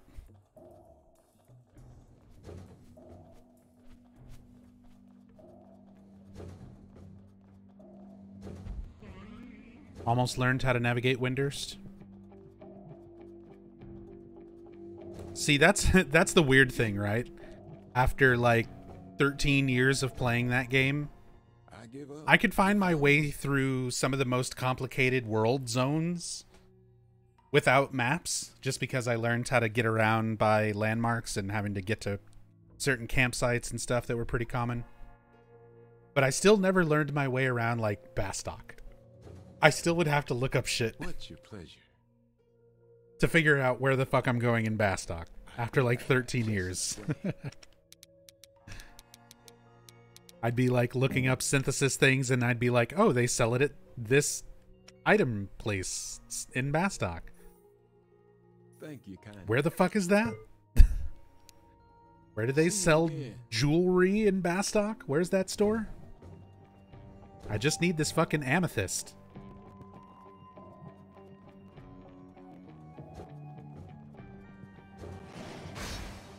Somehow I ended up in a mine with enemies in it. What is wrong with this place?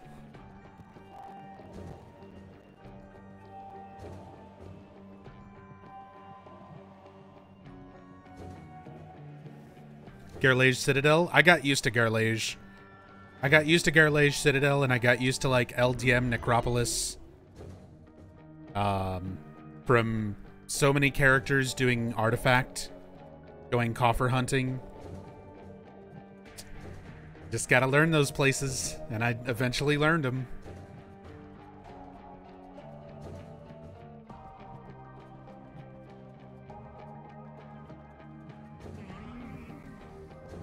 But I still get lost in fucking Bastok, of all things.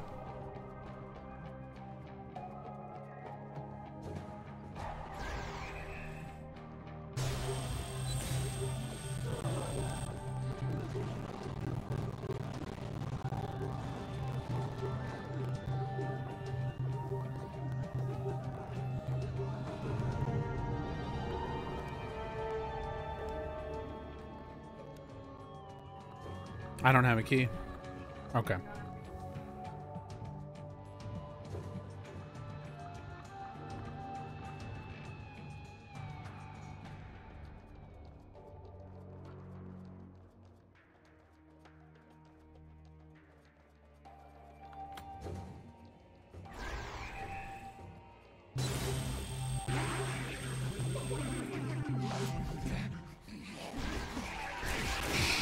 Fucking really, dude? How?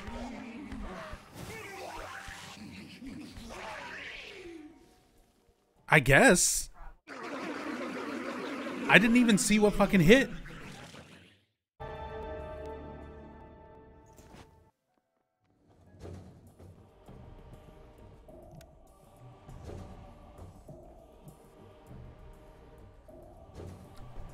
This game is trash. God, I hate it. Take your time. There's plenty of it. It's good to be well supplied. Spend all my fucking money. I'm down to 3,000 memory residue.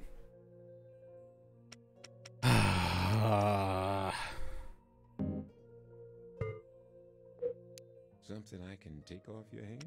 Yes. It's time to sell shit. I'm gonna sell a couple of my Princess Heart wands. Don't spend it all. As long as I've got at least 3, that's fine. And I need to cheat really quickly. Thanks for your business. And by cheat, I mean do something that you'd think the game would do for you, which is tell you which artifacts you have equipped when you're selling artifacts. But of course, this game doesn't fucking do that. So I'm going to take a picture of my artifacts with my fucking phone. Take your time. I'll My still be fucking cell phone.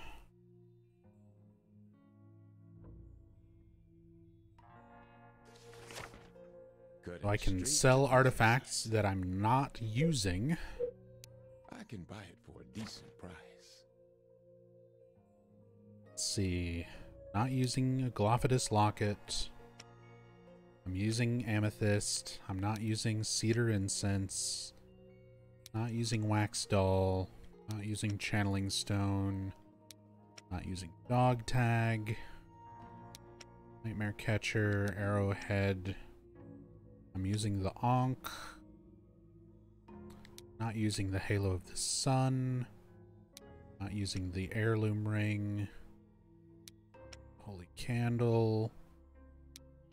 Using red coral. Using that. Not using that. That. Nope. Using the finger trap. The feather. I'm using the coronet of war. Not using Dawn the duck. I'm using Ouroboros. I'm using Huey the horse. I'm using jeweled coronet. Not using Kathy the kitty. Not using Robbie. Not using stones of Maxwell. I'm using vine coronet. And that's it. All Back to exchanges of- 60,000. You'll be back.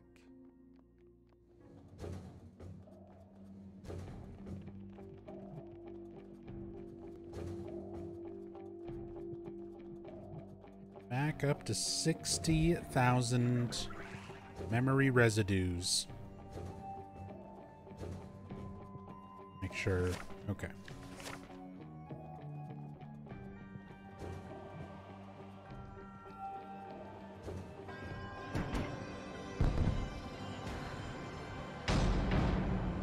Hey, Star Garden.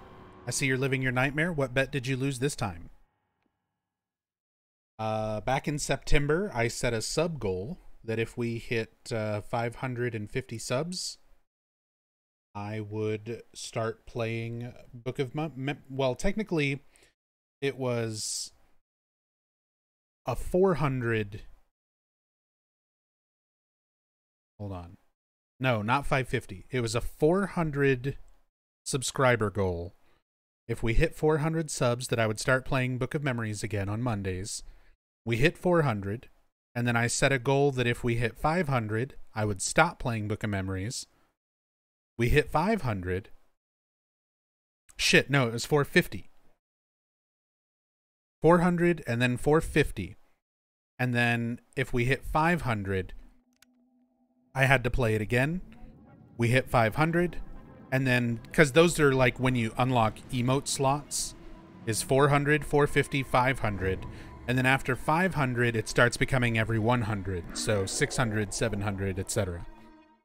So since we were trying to unlock emote slots for the channel, I was setting sub goals to have to play or to stop playing Book of Memories. And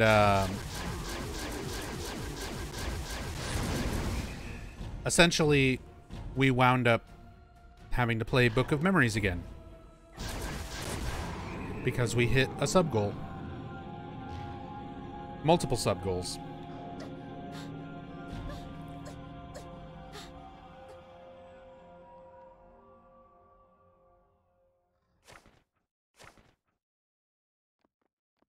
So yay! Book of Mondays is back. Aren't you also grinding out to floor 500? Well, yeah. That's what started Book of Mondays. I used to think that this game never ended. I thought that it was just procedurally generated room after room indefinitely. And then I found out it actually does have an end. It stops generating zones at after zone 500. So I was like, well, being the Silent Hill completionist that I am, I should just start grinding towards the 500th zone every Monday. This started like years ago, by the way. I did a subathon that kind of kicked it off back in 2018. I think is when I started that. January 2018 or something. So I did a subathon. And we got through like 30-something zones. And then I started grinding on that account everything past 30 zones up to this point, which we're on 220 now.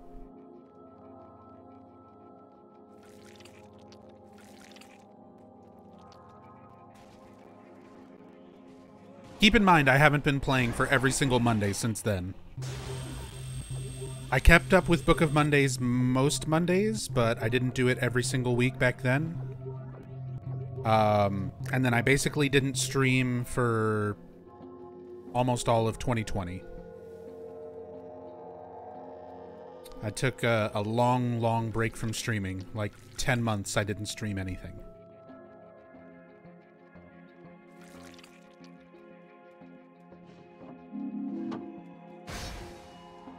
And then towards the end of 2020, start of 2021, I started getting back to streaming full-time again.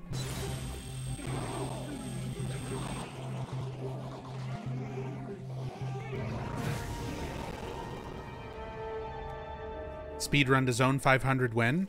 I mean, this is basically it. You're watching it. It's not going to happen in one sitting. And as far as I know, there is no recorded proof of anybody actually getting all the way to Zone 500 legitimately.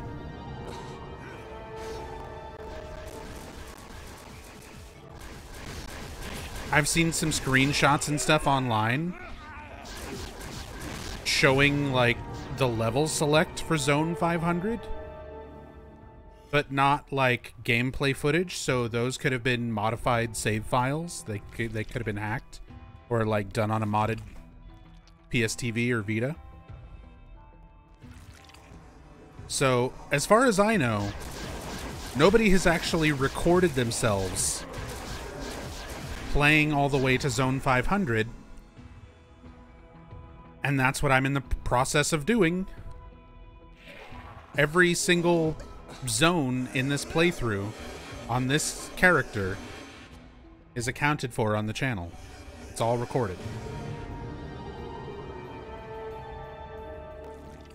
You can go back and watch when I very first made this character.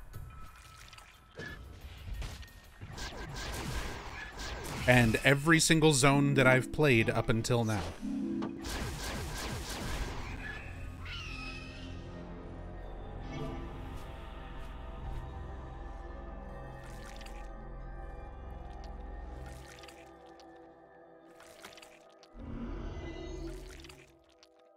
Nothing down there but a save room.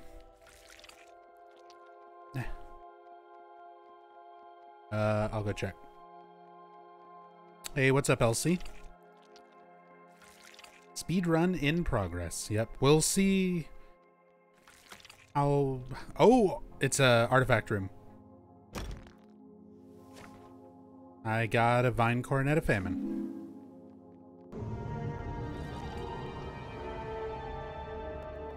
Vine Coronet of Famine. Yep, that's it. So I'm just gonna go solve it. You want to grab your artifact?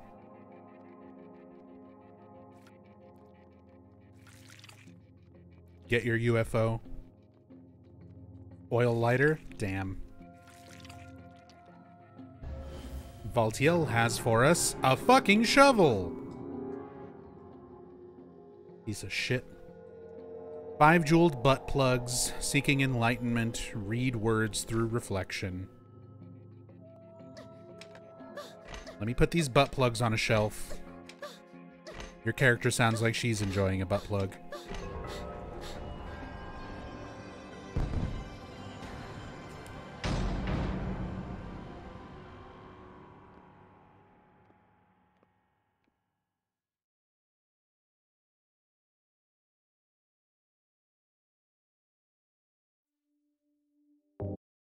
Bonk. You think Valtiel would give something useful? Yeah, you would think, huh? Nope. Fucking shovel. Here's a shovel. Have fun. One of the worst weapons in the game.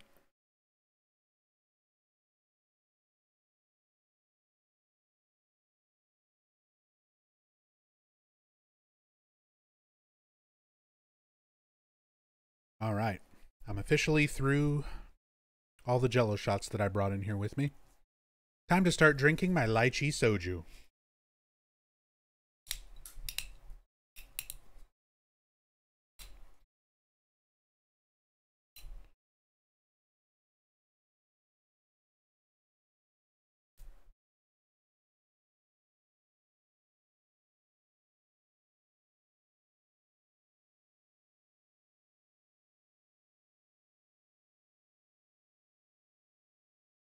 I like having this. I've got the Silent Hill, the welcome to Silent Hill sign, the desk mat that they sell on the Konami website. I've got one of them on the desk now because it's just like a glass top desk that Rachel uses, so I can set down my bottles and they're not super loud anymore.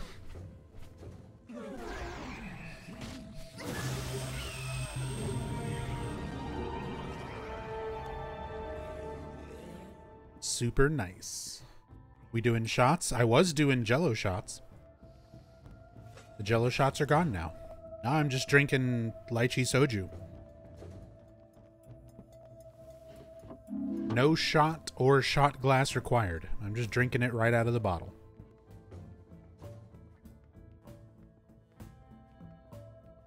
We ain't got time to be fancy. It's Book of Mondays.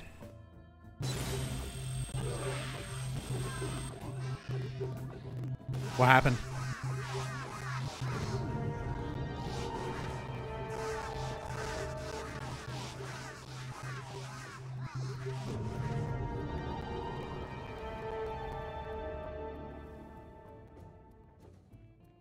Skip the glass part. Yeah, we don't need that. Because I'm just going to finish this bottle. Here's Howard. Feel free to have a look around. It's good to be well supplied. I do believe you know where I am if you need me.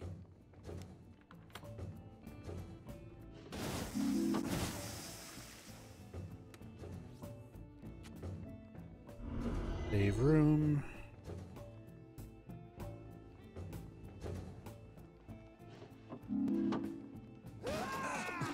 God damn it. Hey Jaguar, this game, Who Hurt You? We hit a sub goal back in September. And part of my reward to the viewers for all that love and support was to play this fucking game on Mondays again, to bring back Book of Mondays.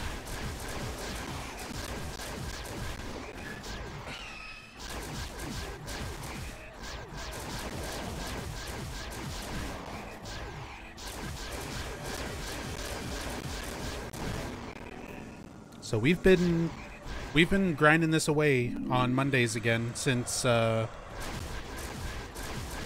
like the last week or two of September. Fucking Bogeyman and ghosts. No, fuck your beam of goo shit. Would you just decide to take damage, please? Fucker.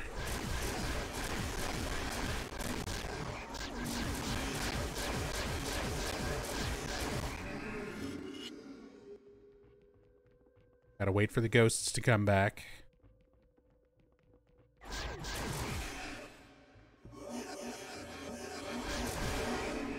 Yay.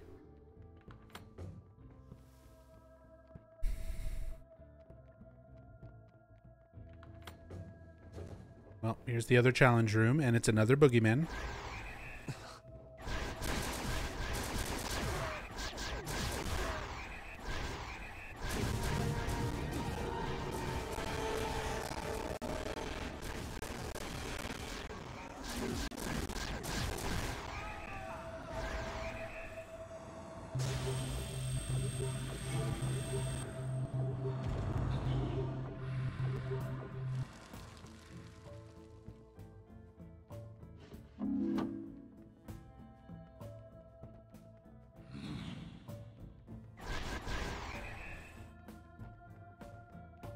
Apparently I'm not usually on Twitch at this time. Lucky? I guess. Yeah, if you've been watching and you're like, oh, you're playing Book of Mondays or you're playing Book of Memories again. Like, yep, we've been back at it for quite a while now.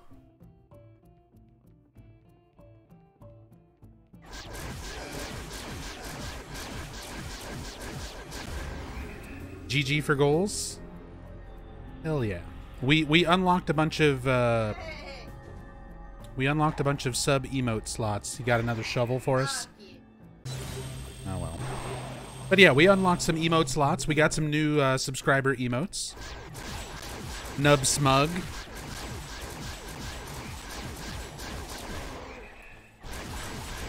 Nub Pathetic. And what did I wind up calling it? Nub Thumbs Up? Or just Nub Thumb? Nub Thumb. So, boop. There we go. New emotes that we unlocked for hitting those sub goals. And, yeah, as a thanks for all that, I'm torturing myself with Book of Memories every Monday again.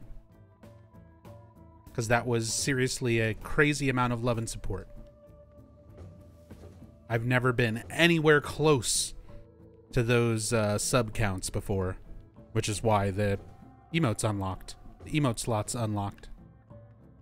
Because that's how Twitch works.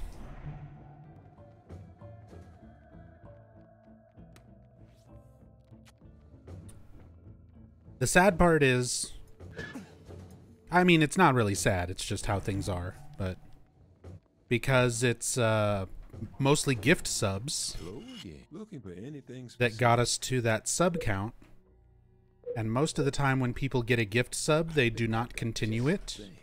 They just have it for that month and then it drops off. I was at like 560 something subscribers at the end of September and throughout the first part of October. And now I'm back. Oh god, my game crashed. My fucking game crashed. We got all the way to the fucking end and it decided to crash, so we're gonna have to do the zone again. But yeah, I was gonna actually look at my sub count, dude. So I was at like 560, mostly from gift subs, throughout September and October. And now I am at 234 subscribers, which is more average for me. That's usually about where the channel sits at when I'm not doing sub goals and September and stuff like that. Yep, I need to completely restart the PSTV.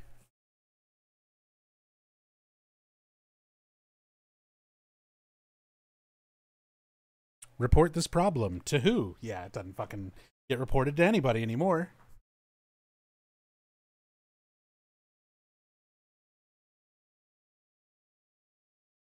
The people who made this game don't work at Konami anymore. Sony doesn't support the Vita anymore.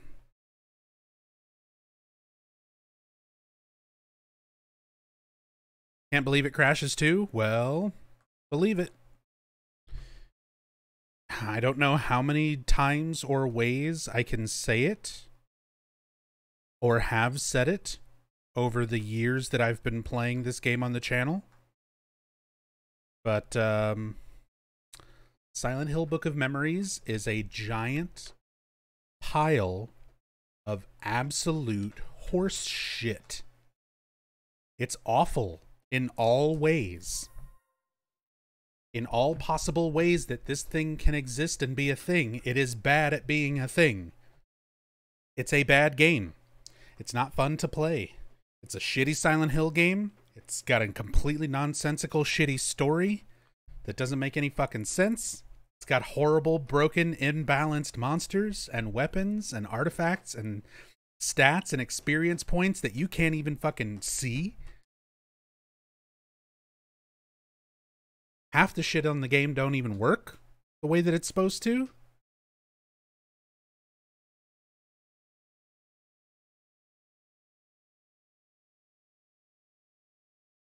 Like I said, it's an anomaly of shittiness.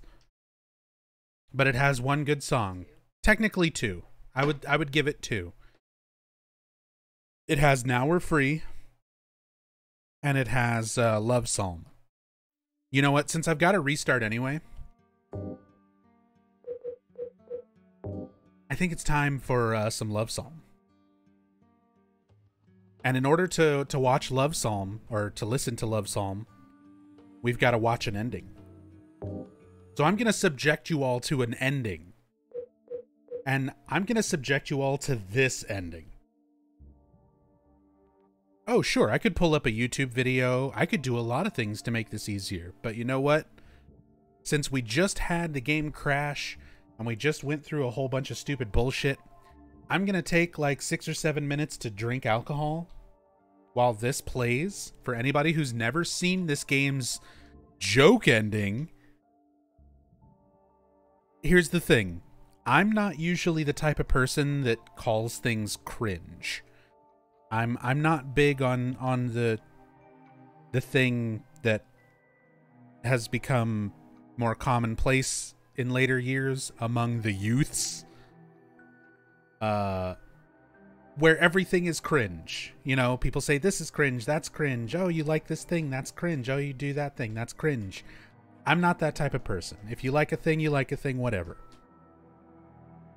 This ending is the embodiment of the word cringe. If you look up the word cringe in the dictionary, it should just be this ending. So here you go. Have fun. I'm going to drink alcohol while this happens. And then we get Love Psalm.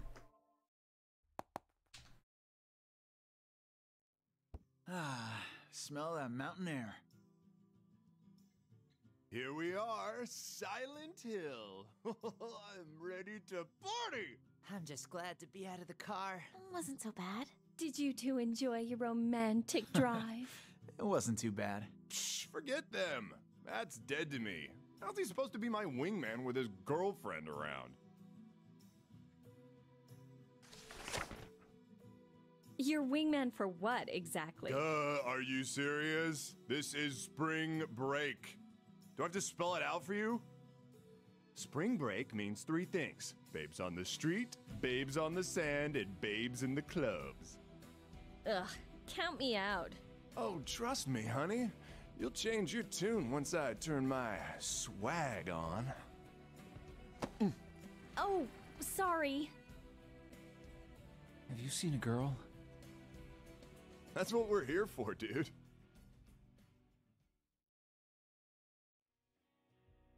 Hottest chicks, I swear.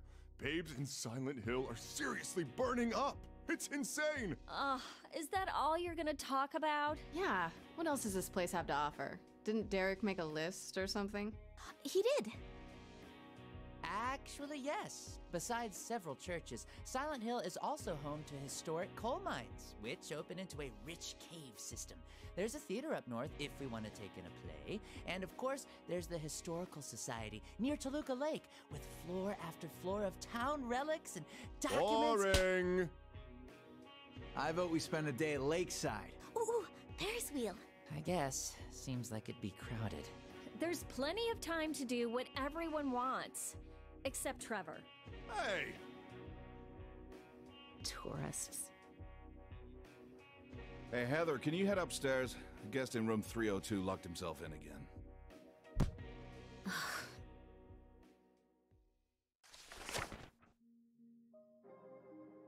So, if Lakeside is Thursday, we should probably try the cave tour sooner rather than later. If you guys want to hit the lake, we could go boating. Might be fun. Guys, the toilets here are weird. I'm calling it. Chick spotting on the shores of Toluca. Whatever, you guys can sort it out. This girl needs coffee. I'll meet you downstairs in a half hour. Ah! Oh God. Room service. No, thank you.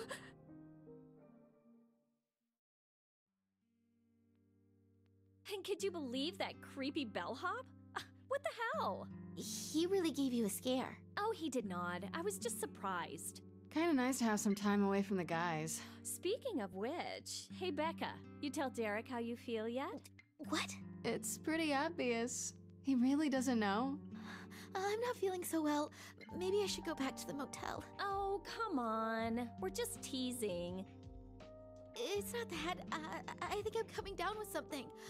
A few days ago, Sorry.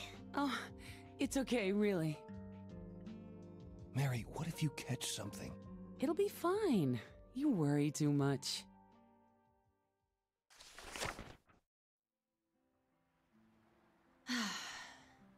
You and me both. Finally, some relaxation. This really is a special place. So, Case, you still having those weird nightmares? Trying not to think about it. Yeah, sorry. Just, have you told Matt yet? I'm hoping it's just stress and they go away, but yeah, I mean, I'll have to tell him eventually. Yeah. Sorry I sent him off with Trevor. I just wanted a little girl time, you know? No, this is nice. I just hope the boys aren't getting into too much trouble.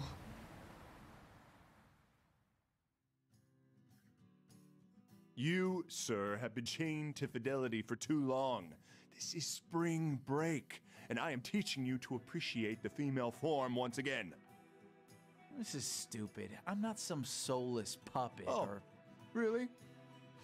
Look at that hottie over there. Look at her. Tell me what you see.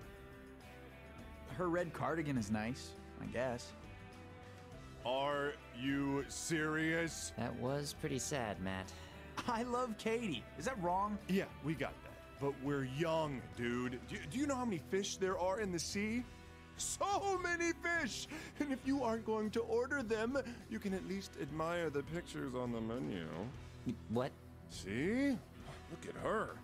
This is exactly what we came to Silent Hill for. Tall boots, leather pants, super tight shirt, and a badge. Uh-oh. Evening, ma'am. You have the right to remain silent. Anything you say can and will be... You're arresting me? God, for what?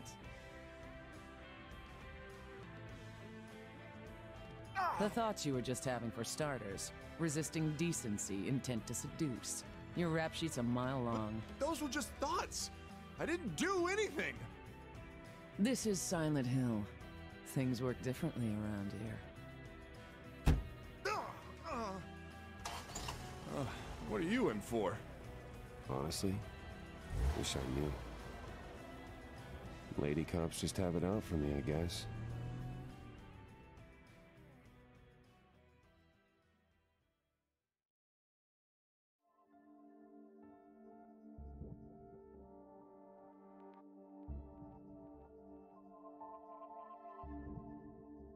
Do you get it? Do you get it?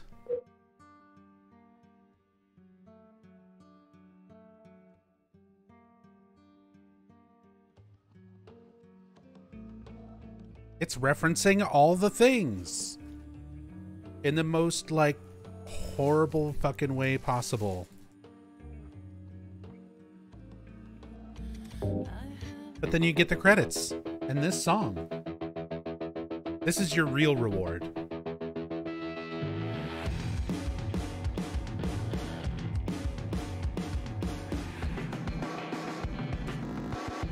I believe the art is Mariel Cartwright. It is the artist for oh wait, it's the Skullgirls artist.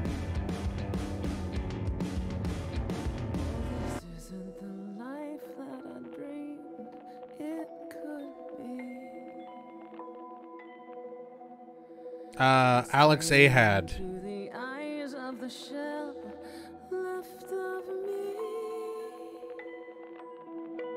Yeah.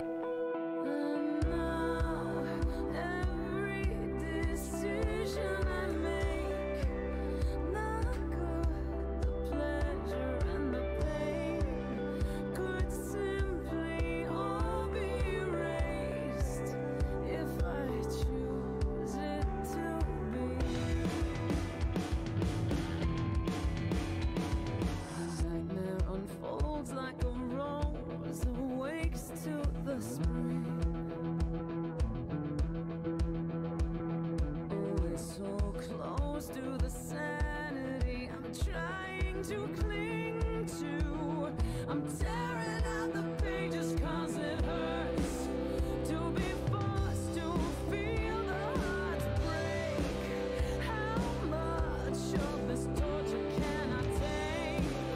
Is it not worth the risk to create just one more try? I know that I can fix it. If you could rewrite our life any way that you please, would you tear out the pages of our memories? Would you take back the pain and all the hurt we create? Or could you be satisfied with the love that you made with me?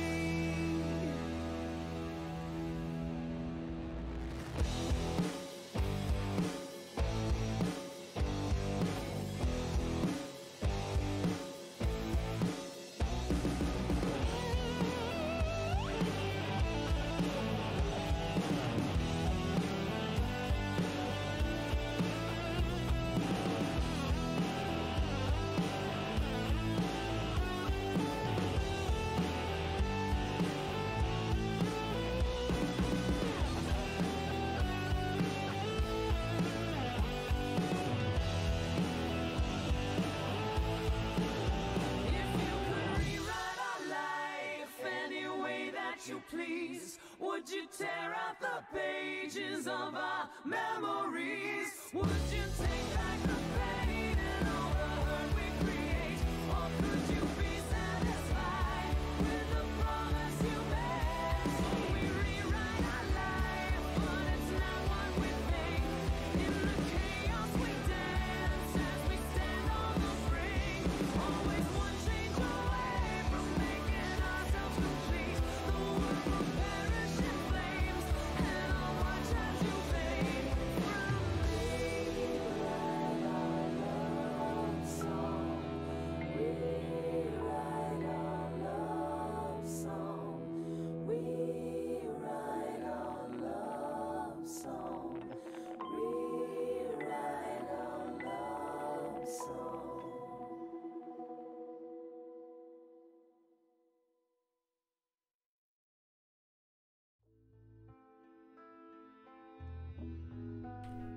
And then they play the only other good song right after it.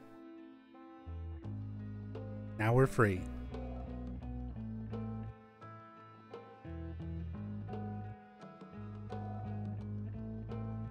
Daniel Leaked. Yep. Daniel Leaked, who was the composer for Silent Hill Downpour.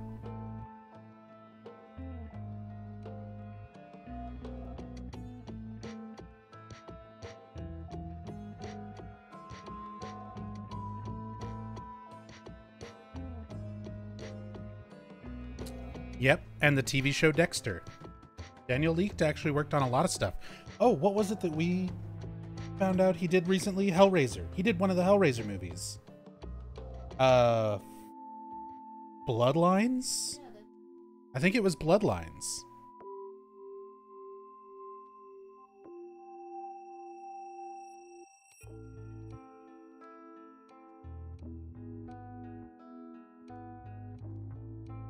Yeah, he was the composer for Hellraiser Bloodlines, Silent Hill Downpour, Dexter. Don't get me wrong. He's a good composer. I don't think his musical style fits Silent Hill for the most part. But then again, trying to follow up and compose for a series where the first 9 games were all Akira Yamaoka, that's difficult. It's a hard thing to do.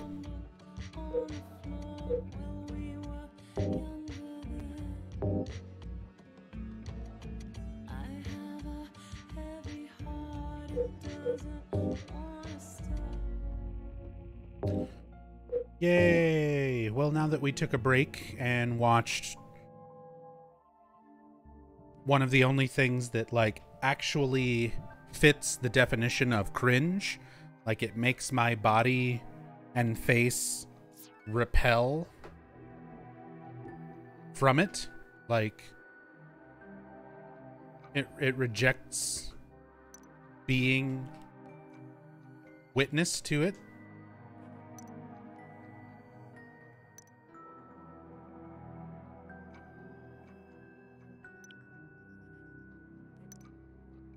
And then we listened to the only 2 good songs.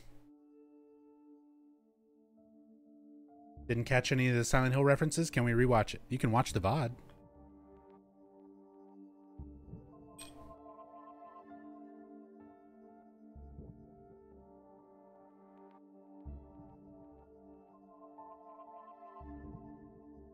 You can watch the VOD, because we're getting back to grinding out zones.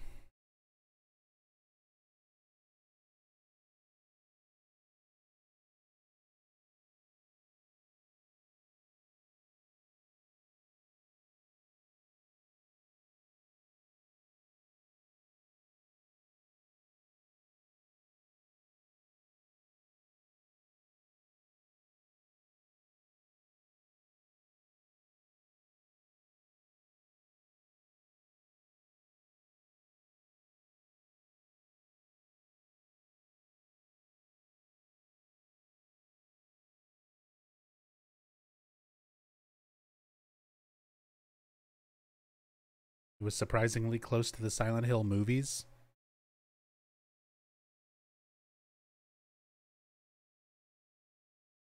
No.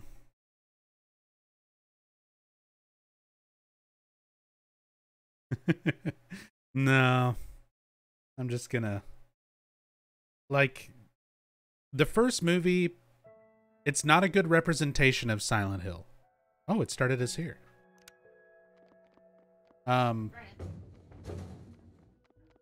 Yeah, so's mine. Oh, like your whole map. Well.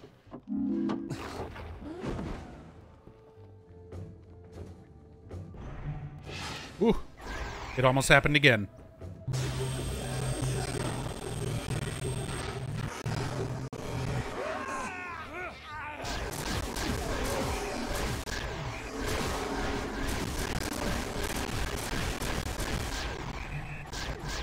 Oh, fucking invincibility bullshit. Pyramid Head just stepped right on it. Don't do it again. Come over here.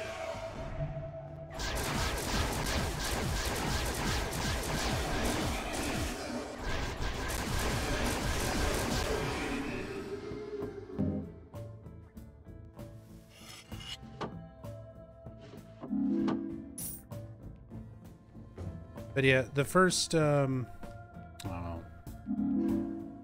Shit, I'm sorry. I walked on your pile. I'll drop your stuff.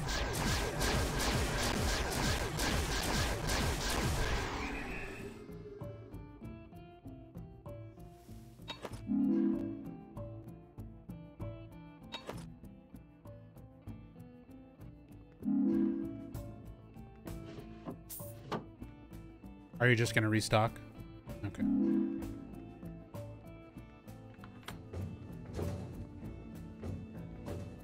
So many references for its own sake, that's what I mean. Even still, the movie doesn't, like, even for all the references that they squeeze into like an hour and a half, you know, hour 40 movie, either of them, it's not anything compared to that joke ending where it's just like one after the other. Like, oh, there's Harry Mason looking for his girl, looking for Cheryl. There's James and Mary gets fucking sneezed on. And James is like, oh, what if you get sick? Haha, do you get it? There's Heather from Silent Hill 3 working at the hotel for no real reason at all.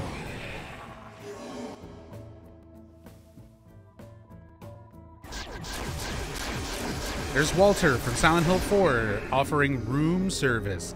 Aha, do you get it? Because he's from Silent Hill 4, The Room?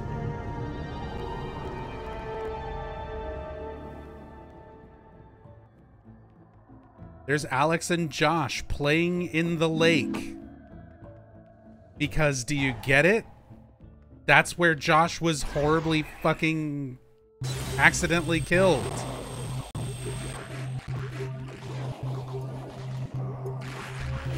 That lake that they weren't ever supposed to, like, be at.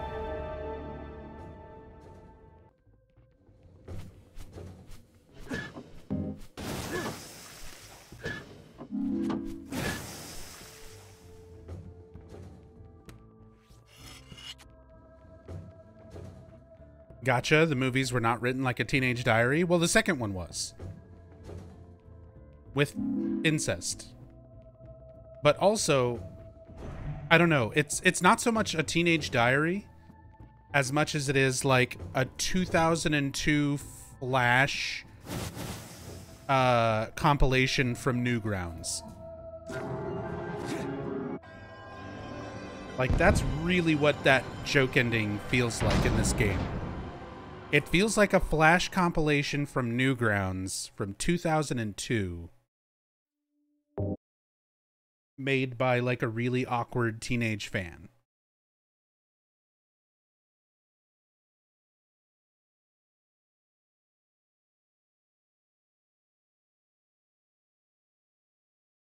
Is it, after this one, a boss level? Shit.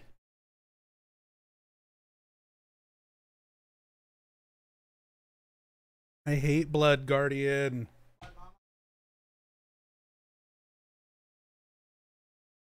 I hate Shannon's sticky vagina blood meatwad doors. Hate this game. Feel like that's an insult to Newgrounds? I mean, kind of. Kind of.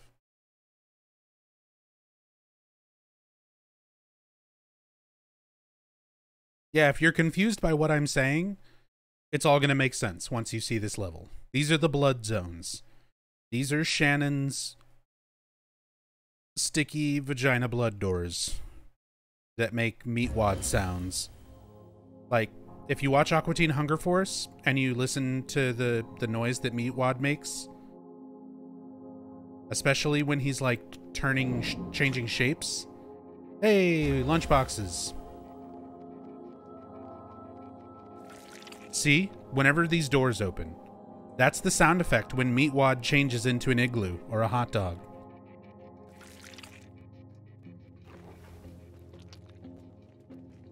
It's like the exact same fucking thing. Hot dog. Igloo. Igloo. Igloo. Hot dog.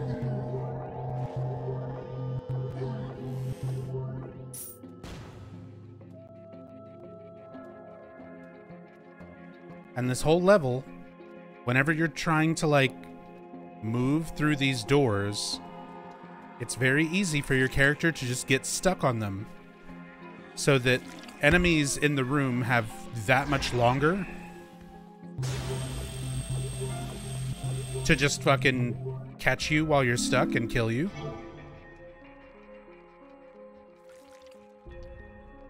And they're just, look at it. Look at it. It's a bloody vagina door that's sticky because you get stuck in it. And it makes meatwad noises.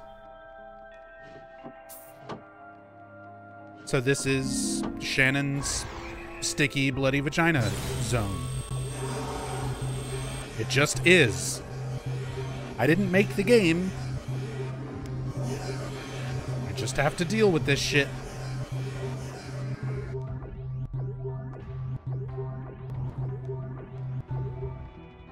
Yeah, I've got 2 in this room. I'm doing an orb room right now as well. And it's dark ghosts. Yep, waiting for this one to decide it feels like being attacked. Hey!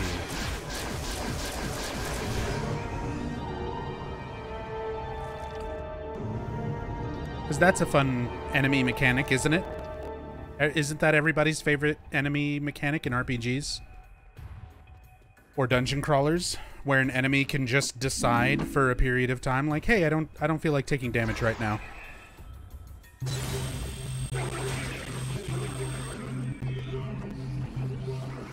I just don't want to take damage right now. And so I won't.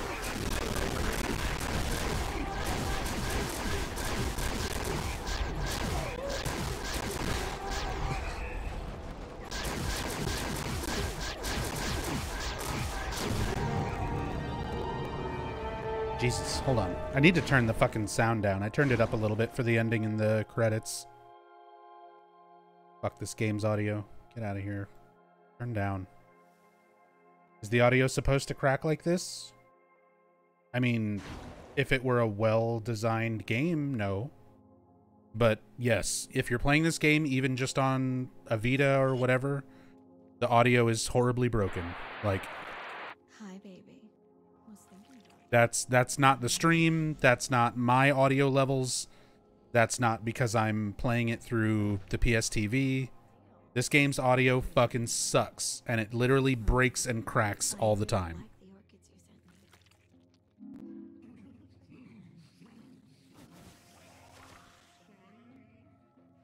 It's just what happens. It's a piece of shit game. Can't do nothing about it. Except turn it down.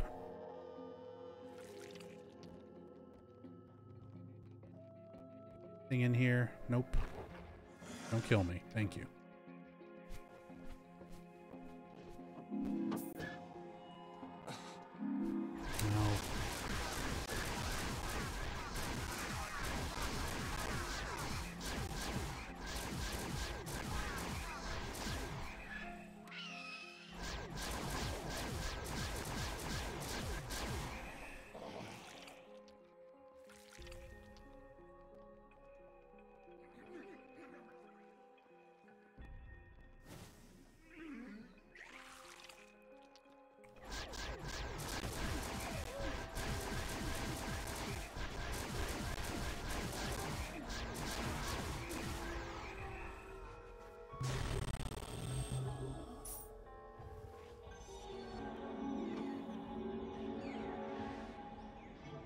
What happened?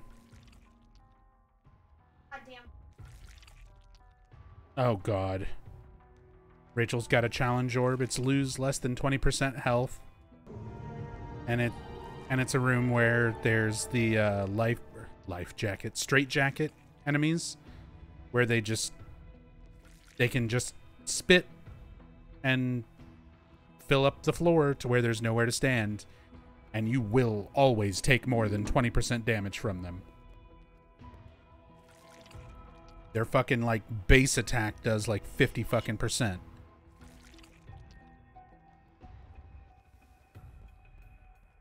Same. I'm still looking.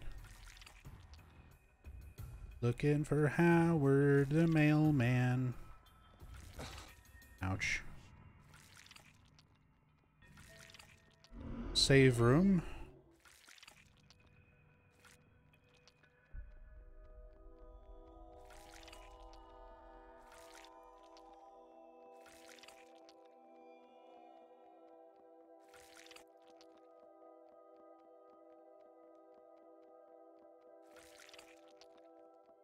Orb.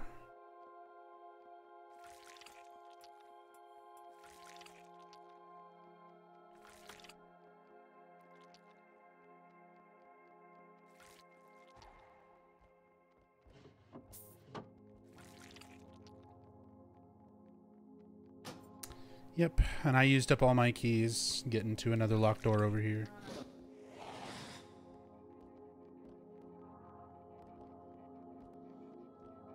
Yeah.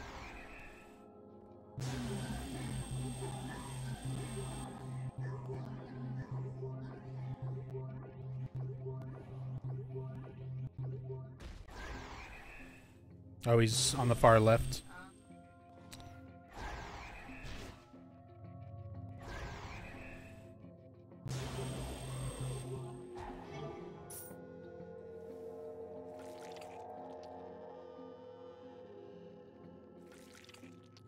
I'm just gonna go back to doing orb rooms. Is it okay if I stay here? You are not Rachel. You're a raw shock. Oop. You never use the voice commands.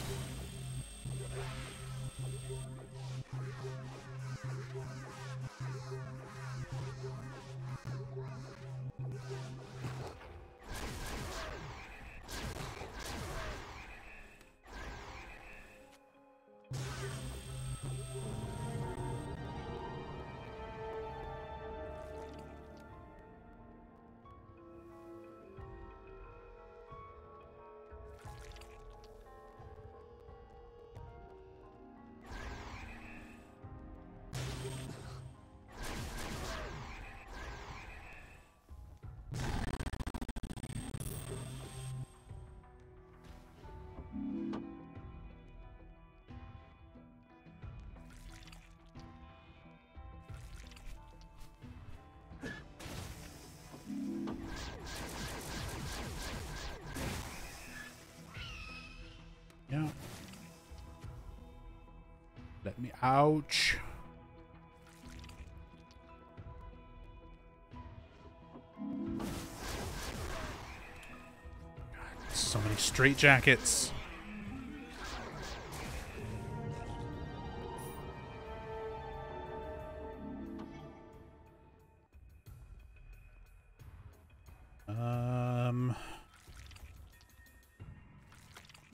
Damn. I was hoping it was down here. It is not. Well. See if it's probably over there on the far right.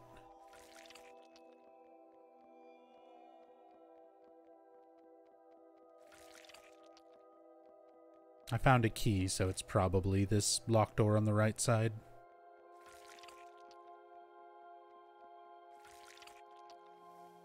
Let's see. Nope, it's not in here. That's an awful room.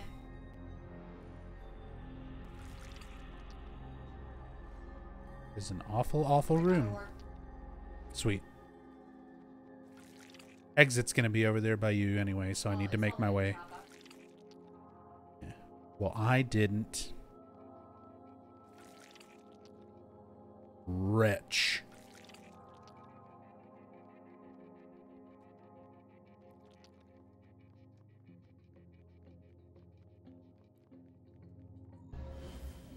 What's Valtiel got for us? It's a holy candle. I'm gonna put it in my butt.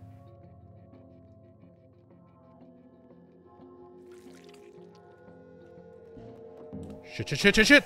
Ooh. That room is just a pyramid head waiting to stab me in the fucking face. Fucking almost got me too.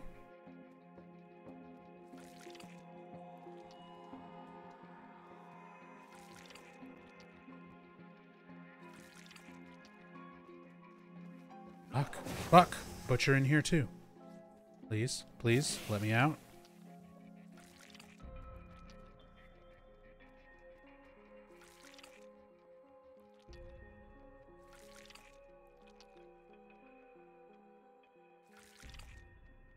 Nope. Let me out. Sticky fucking vagina door.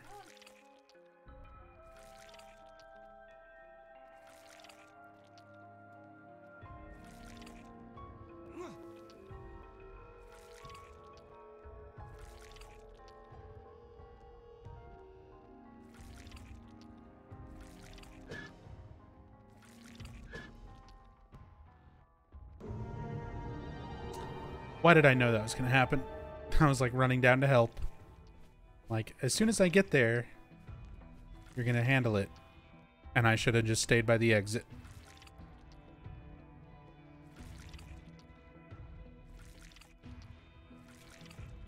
I will solve a thing.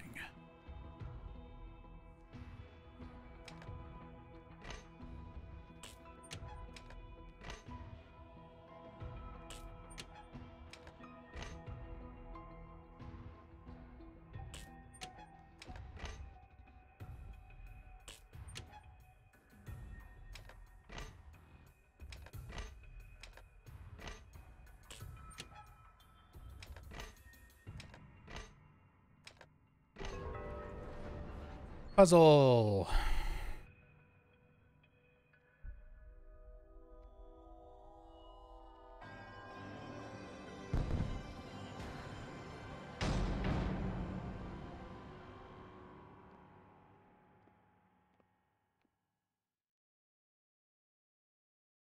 Blood Guardian.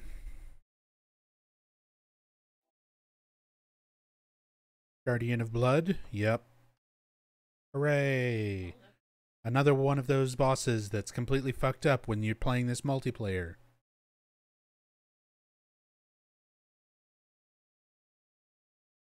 Because you essentially have to rely on enemy AI, which is terrible. And it's even worse when there's two people, because the AI doesn't know which player to track. So a lot of times they just kind of wander off and don't go after either. And you need to lure them into the main boss so that they can smash the smaller enemies, which then explode and do damage to the boss, because you can't do damage to the boss yourself for some reason, because video game gimmicks. It's also got a homing blood laser that'll just completely whip around the fucking map and kill you if we don't stick together. So that's always fun. Ow. Book of Memories is weird. I think the word you're looking for is awful. Book of Memories is awful.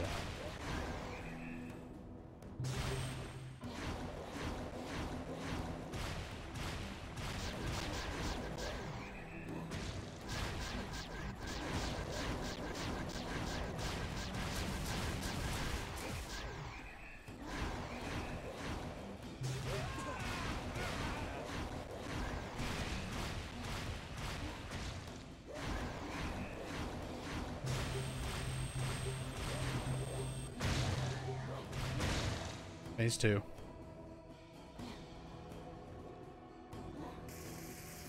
Mind the blood laser.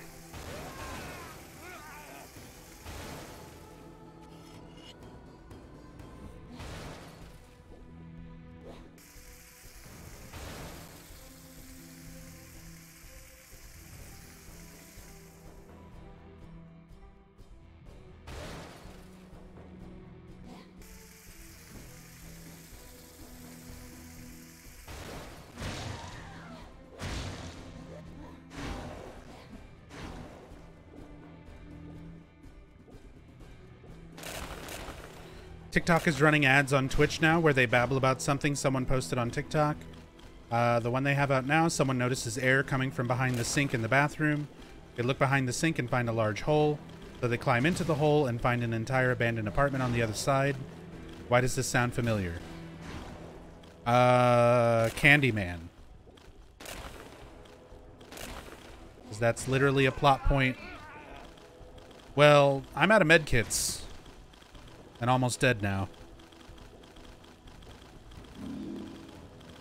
Thank you.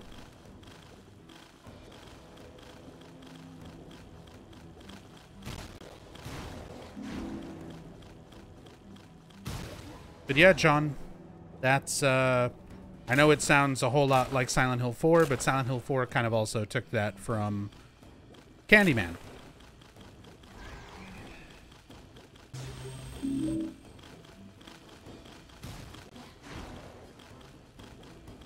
Specifically, like, oh god.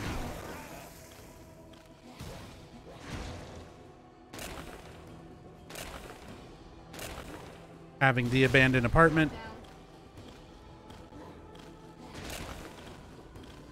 Behind, like, the mirror in the bathroom.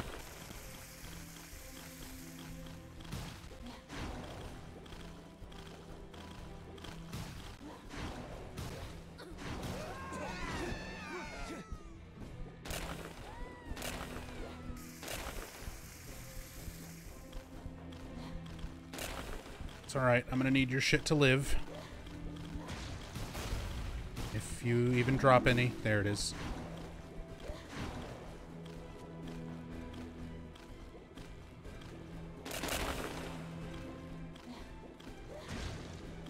Oh, come on. How did that not hit the little goober?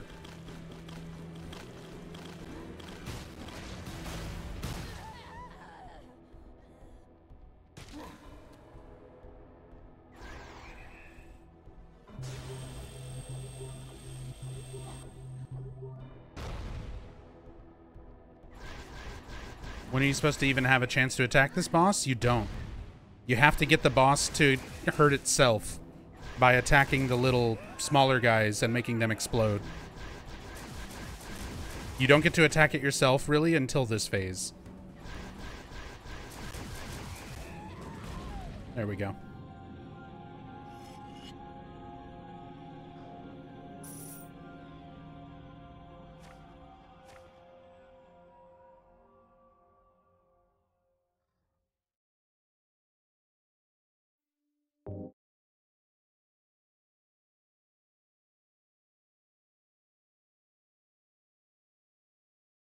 I was going to say, do you want to disconnect and reconnect?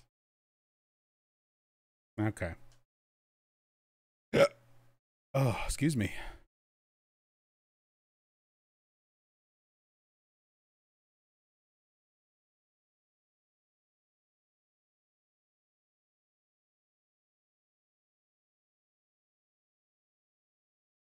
Silent Hill 4 found an entire abandoned universe behind it. Well, that universe ain't abandoned. Very much populated by Walter's victims.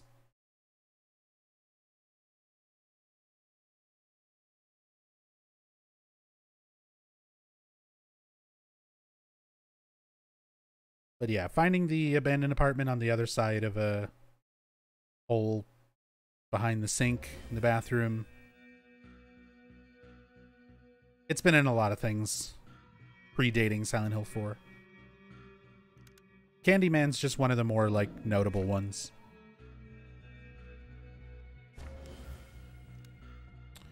Why the hell is Pyramid Head here? Because remember Pyramid Head? This entire game is just, hey, remember this thing from Silent Hill game?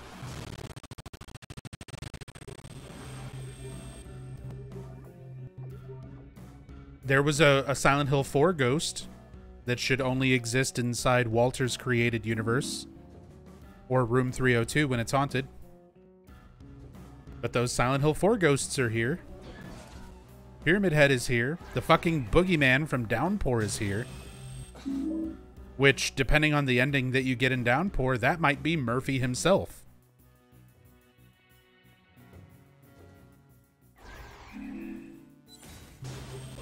Oh god, this song again? Yeah, there's only so many... There's only so many songs when you're actually playing through zones. So, we're back to fucking Clown Shoe.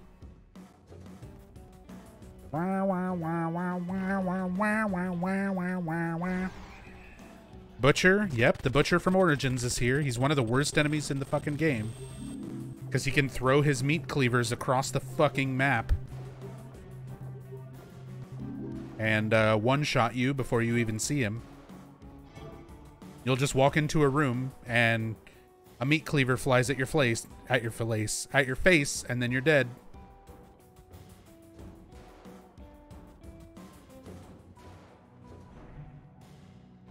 Don't remember him ever getting up to a moderate jog. He can run pretty quick in Silent Hill 2 in the hallway at the bottom of Brookhaven.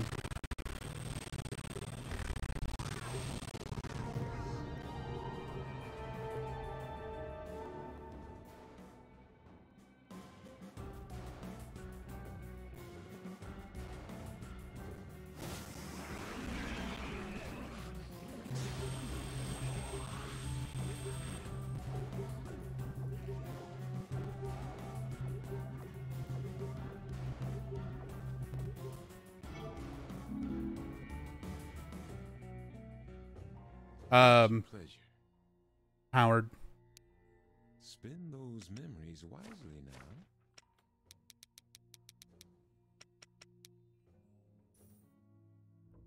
Enjoy it. Still don't understand what was going on with Maria? What do you mean? You'll be back. I mean, you could watch, like, my Silent Hill 2 in-depth playthroughs. Oh, you're a Rorschach. Oh, you're fucking with me. Fuck off. Fuck all the way off. Jesus Christ. Dick move. Dick move.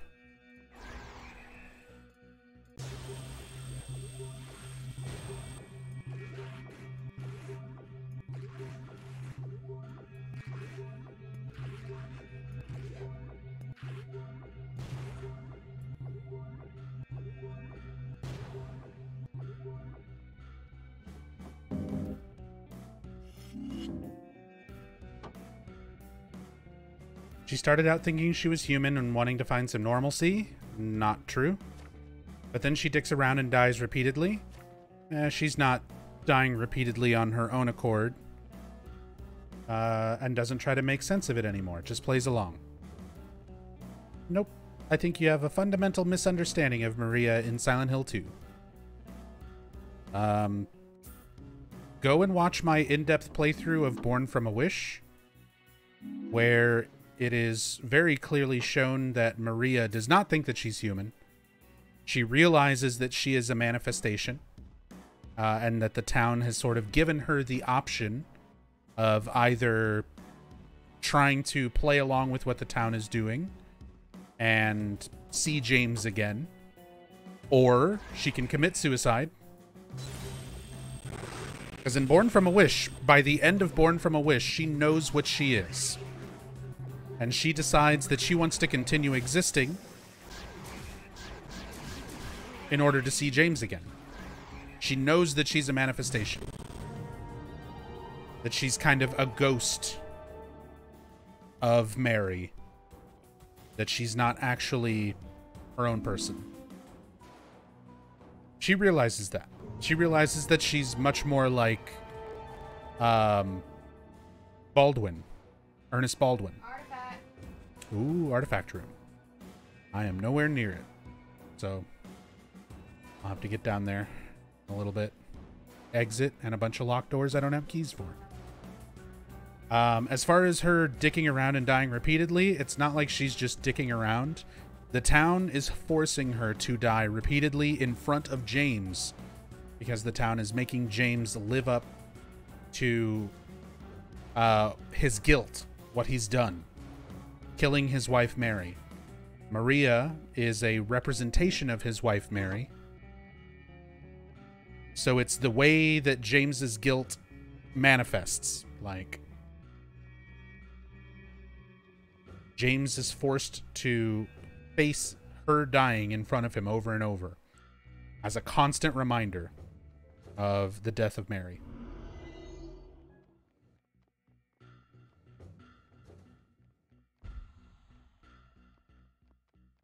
See, whenever she does die and comes back, the town is essentially just manifesting her again. And her memories are not perfect. Like, she has some of Mary's memories. She has some memories of, like, what's going on after she was born from a wish, which is just when James arrived. But there's no saying how much of that she actually retains whenever she dies. Because the town can essentially just manifest her and remove those memories every time it creates her again. Because killing Maria is just like killing any other manifestation in the town. It's just like killing a normal monster or anything else that is not real. Like, the town can just manifest it again.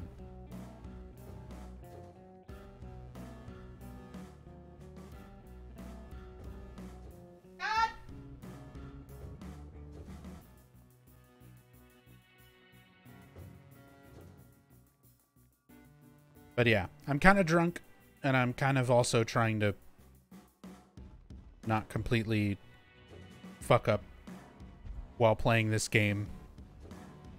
Oh, there's the Rorschach.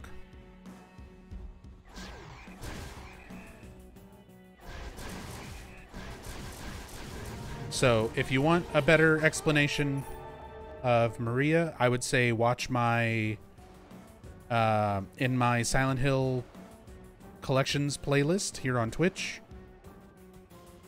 Watch my Born from a Wish playthrough in depth, and watch my any of my Silent Hill 2 in-depth playthroughs. Because yeah, I usually explain in much better depth with the context of Silent Hill 2 being played right in front of you.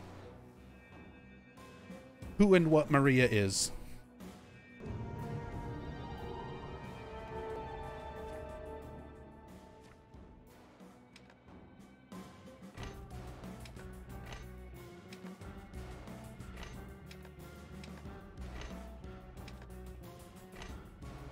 Oh, wait, we don't have all the things yet.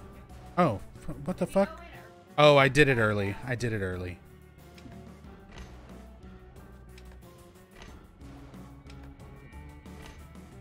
I did it like right when the room cleared, but before you picked up the last thing.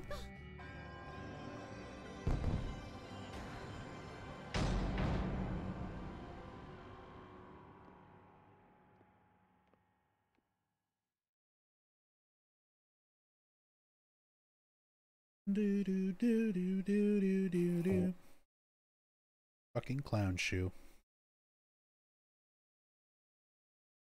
Katie, zone 224.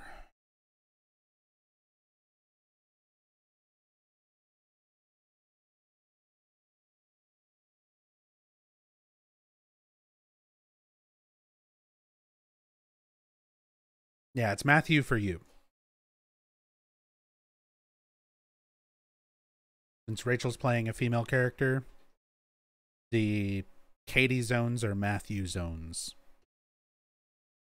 This game kind of has branching alternates.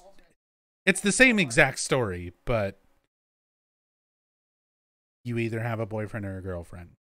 And it's opposite of whatever gender character you make. Yeah, I agree. That is bullshit.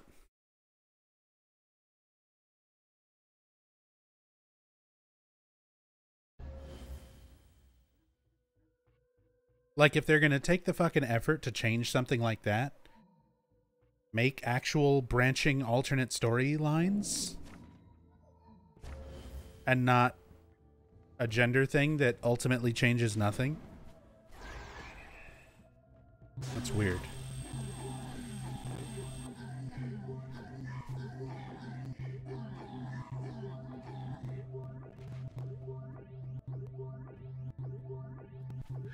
Odd that James is the only one to escape, but also starts to see what other people see. James does not necessarily see what other people see. You, as the player, start to see what Angela and Eddie see. James is not necessarily seeing that. Because, like, that whole conversation with Angela, James doesn't say, "Holy shit, the stairs are on fire. Holy goddamn, the hotel is burning down." He says, "It's hot as hell in here." And Angela just makes the assumption, "Oh, you see it too." You as the player are seeing what Angela sees. James is not seeing it. He can kind of feel it, but he's not actually seeing it. He asked Angela if it's always like that for her, though. No, he doesn't. Angela says, "For me, it's always like this." James does not ask her.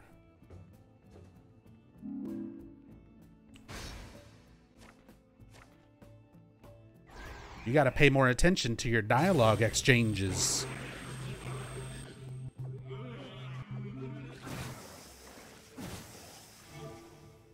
As said, I've got 500, almost 500 hours of Silent Hill in-depth playthroughs right here on the channel. If you ever want to brush up on any of your in-depth story stuff and try to understand it a little bit better. But that's the thing, is like, all he does is notice heat.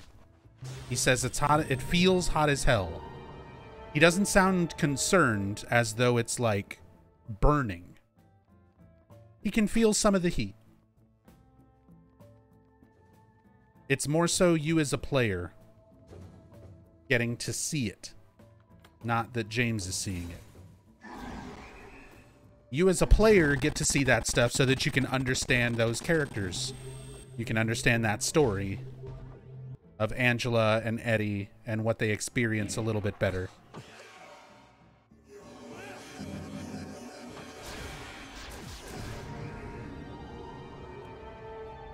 But James is like, he's not special. He's not getting to experience things outside of his own manifestations. Howard's here, by the way. Free to have a look around. Spend those memories wisely now. Now don't you wait. Thank you. Do coming.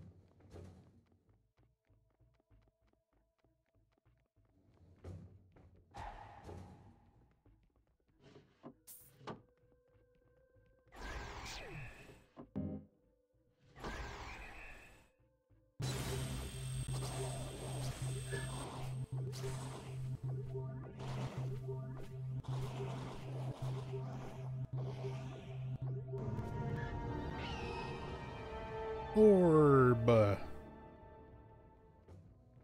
There's 2 locked doors over there. I don't have keys.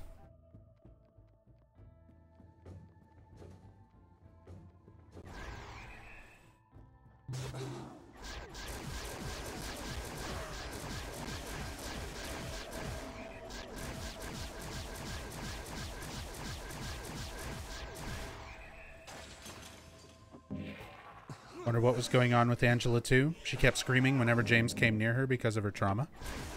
Yes. She spent her entire, but also apologizing like she knew it was a problem and felt bad about it. She lived her entire life being physically and sexually abused by the men in her family, her father and her brother. And as she says in Silent Hill 2, that her mama told her that she deserved it. She deserved what happened. It's more than just a physical trauma. It's a mental trauma. Like,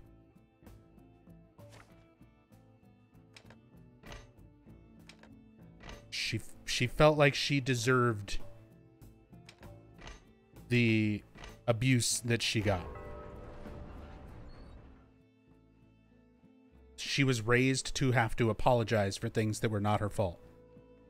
These are pretty common traits in actual cases of, like, extreme sexual and emotional trauma.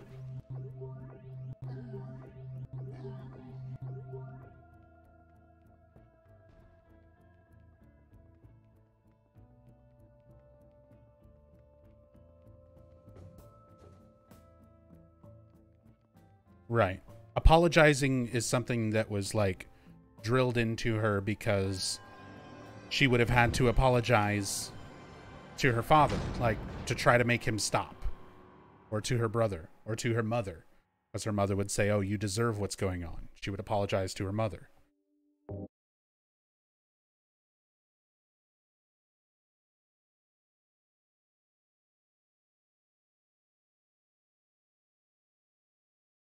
As said, John, I think at this point you should just watch an in-depth. I'm just kind of one by one explaining Silent Hill 2 to you, character by character. You know I do that on this channel sometimes. And it takes me like 12 to 15 hours, or if not more.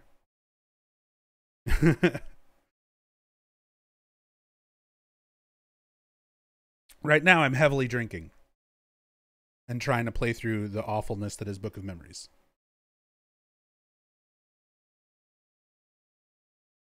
Because, yeah, it's all explained in-game, not even as a subtext. There is a lot of those elements of trauma that with Angela that are subtext, but I wouldn't say it's subtle.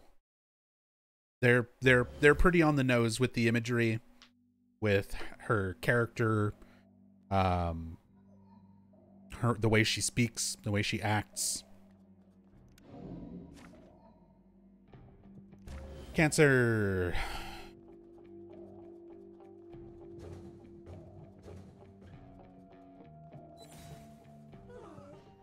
Go forth and fight.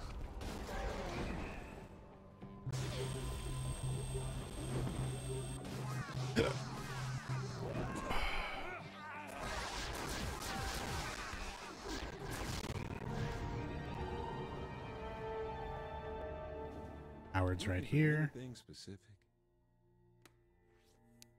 Spend those Yeah. wisely now. Definitely won't touch the save point if we find it. Drop by and cutting straight to business, I see. It's good to be well supplied. This a mobile game advertised on Facebook? No, those are usually better quality than this. Drop by anytime. Unfortunately, this is Silent Hill Book of Memories for the PlayStation Vita.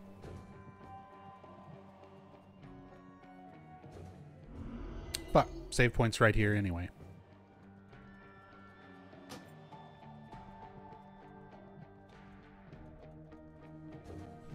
Yeah, this is Book of Memories. This is the last fully released official Silent Hill game. It's a dungeon crawler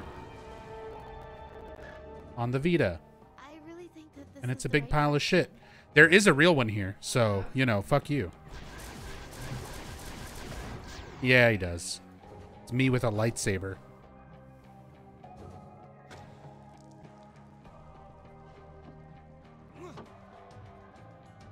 Why was this made? Because it was the year 2012, and dungeon crawlers were getting really popular. And the Vita was something that Sony was really trying to market.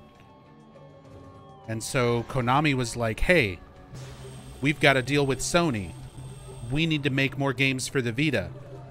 Put a Silent Hill game on the Vita. But dungeon crawlers are really popular right now, so make it a dungeon crawler. And Tom Hewlett said, okay, I'll get my friends at Way Forward to make it. Are you happy? And then they made it. And this is it. Haven't been yourself.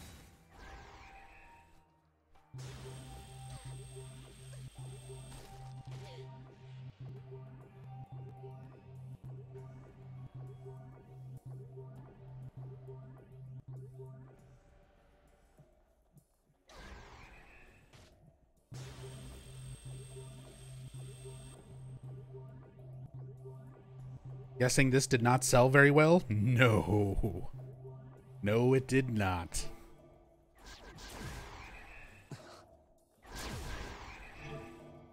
It might surprise you to learn, most of the Western Silent Hill games did not sell very well. And this one especially did not sell very well.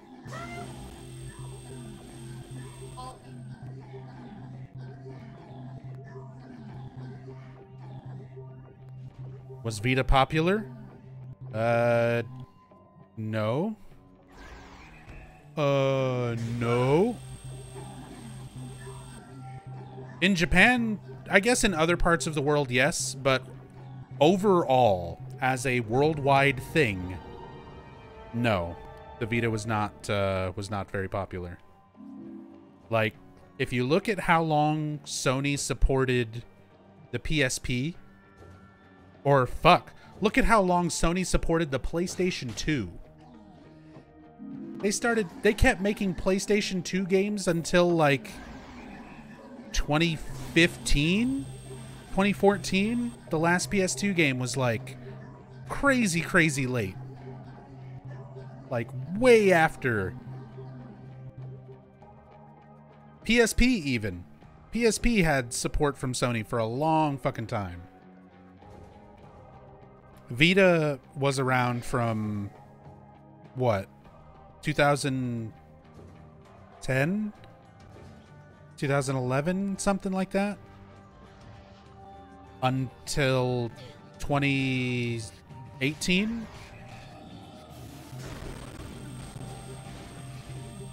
Like, Sony only supported it for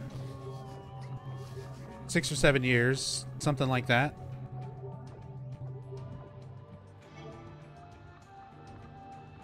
It was popular among like the modding community. People would mod the Vita and like jailbreak them and put emulators on them and stuff like that. So it had like kind of a cult following because of the Japanese market and modders. But outside of that, no, the Vita was like as a whole pretty unsuccessful.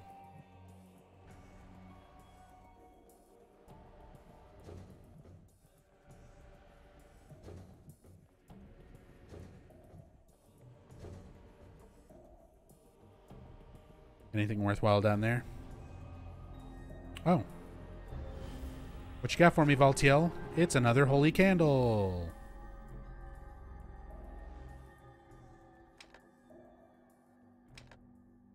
I've got the key. I guess I'll go look.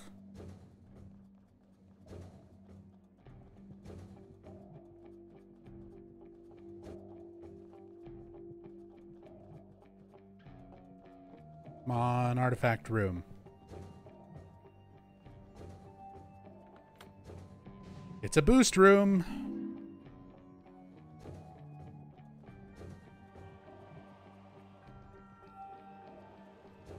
Not the puzzle note. That's a normal note.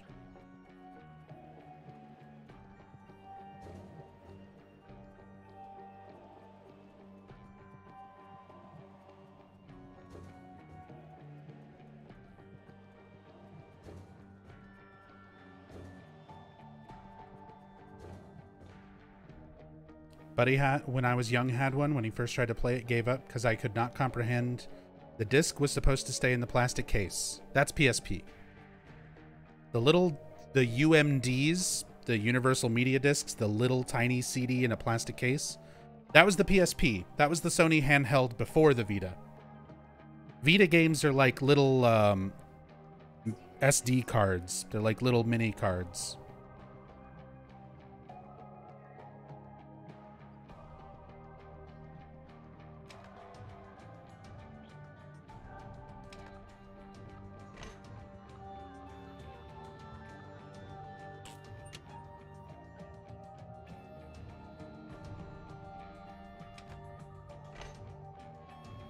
Remember the PSP marketing for sure? I said PSP actually did pretty well.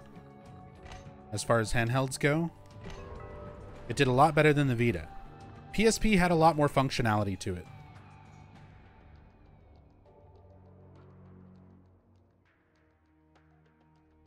The Vita was like, I don't know, a little bit too ambitious for what they were trying to do.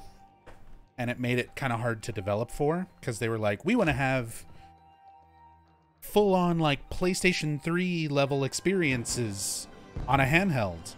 So they had a bunch of developers try to squeeze full-on PS3 games onto the Vita. And most of them ran like absolute shit. Yeah, recently I was playing XCOM Enemy Unknown on Rachel's Vita. And that game, I thought it ran bad on the PS3. Ooh, even worse on the Vita. Vita had OLED screen before Switch. I said this, the hardware of it, as far as like the screen and the controls, are fine. But the capabilities of it, like as far as what it could render and the types of games they were trying to put on it, was not working. And then it had a bunch of things that it lost that the PSP had. Like, the PSP had native video out. If I want to stream a PSP game on the stream, I can use an actual PSP and run video out cables from the PSP into a capture card and play directly on a PSP. I can't do that with a Vita. Vita does not have that native video out. So you have to either hard mod it to put a video out port on it, or you have to get a PSTV, which is what I've got, and software mod that to be able to play all of the Vita's library.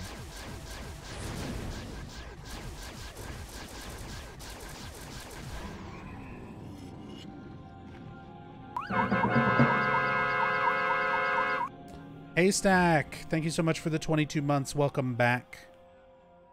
Very much appreciated. Thank you, thank you. Thank you, thank you. Hope you're doing well. Hope you had a great Halloween weekend.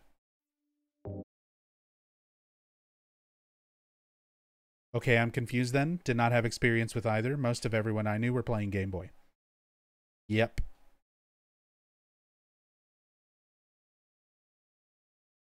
And if you were young when you were playing PSP, when you say Game Boy, you probably mean like Game Boy Advance and onward.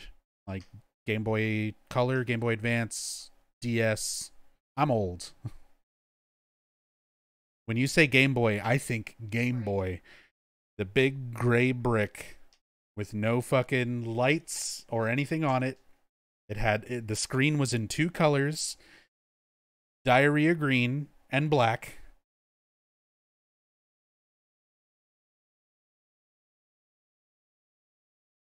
Yeah. That was the Game Boy that I grew up with.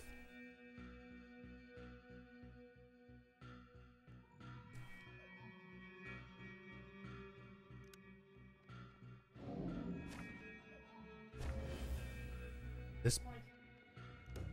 Yeah. It just locks you into rooms. It's just basically extra orb rooms without actually being orbs. Because fuck you.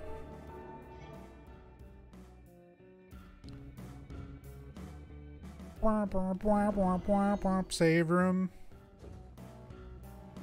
Yep.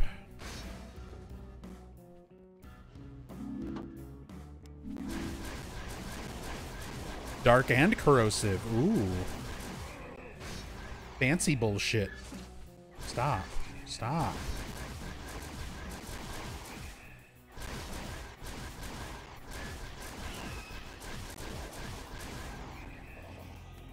Yay, I did it.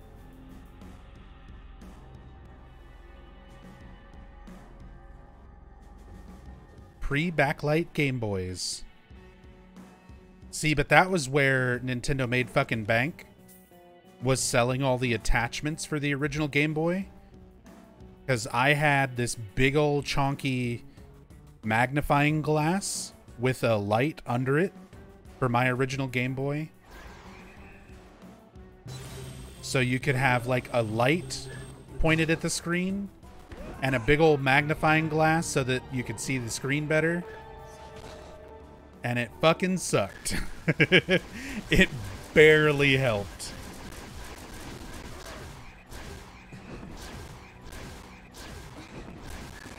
But like, by the time the Game Boy Advance was out, I can remember specifically the Game Boy Advance SP.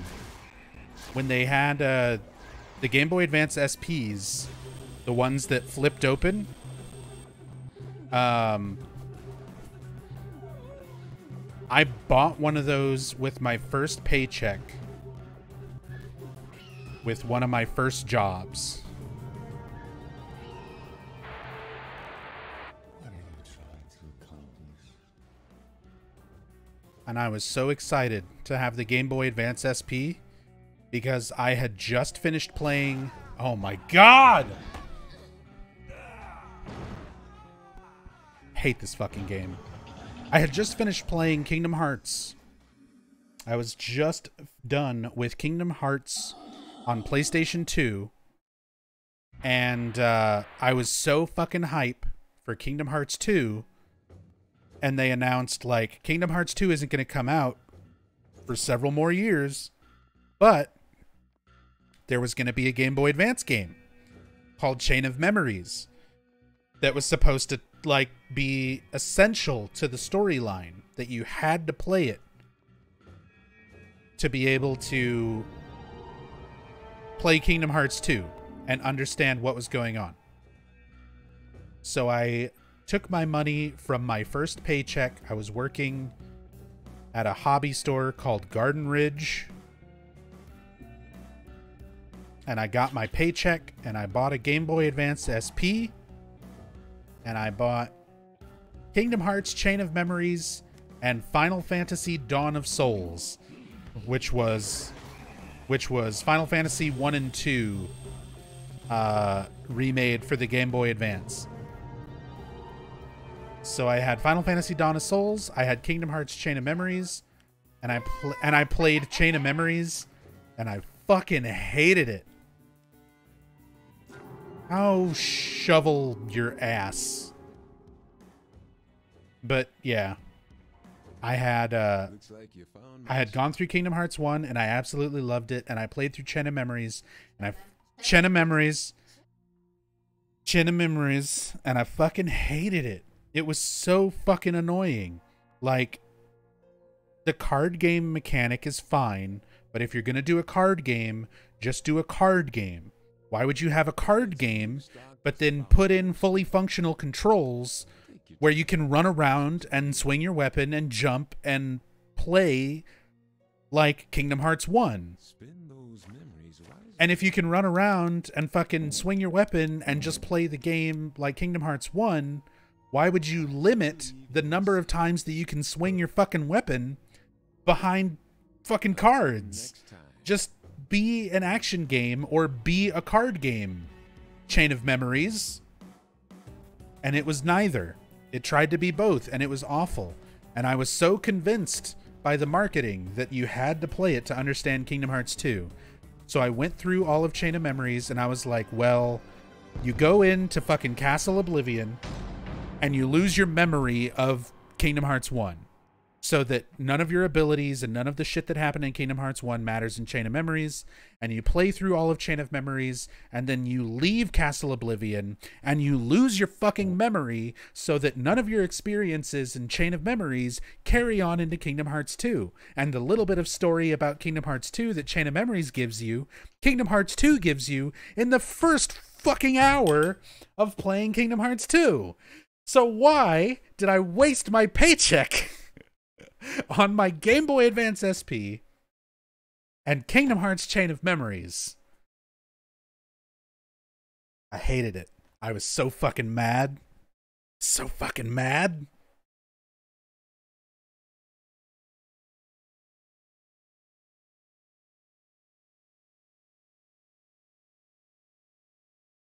I was sold. I was sold by the fucking marketing. And I played through an awful game because I was convinced that it would be important to the story.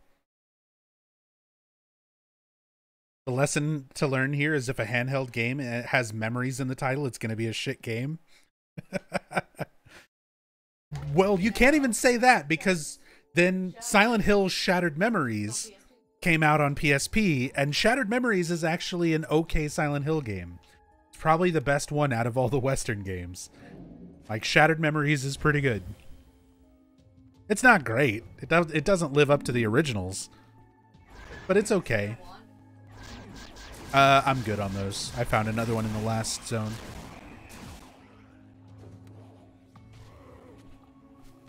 Raw shot.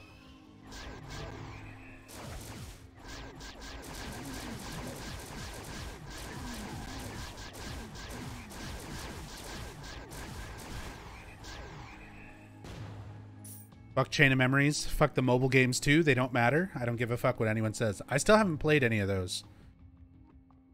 After Chain of Memories, the only one I played was Kingdom Hearts 2. I haven't played 300 and whatever, however many days /2. I haven't played Dream Drop Distance. And we have the collection. We have like the whole fucking series.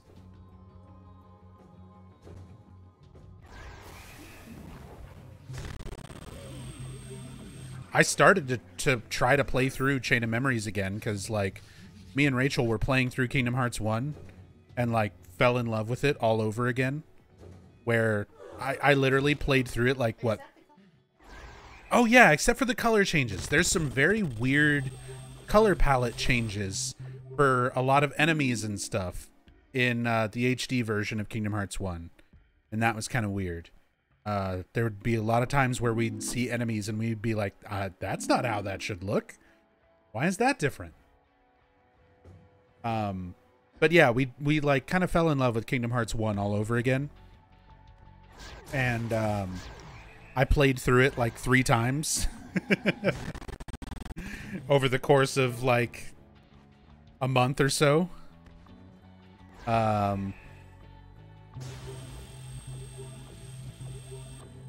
Because we did like a full playthrough, me and Rachel together, and then I did another playthrough to get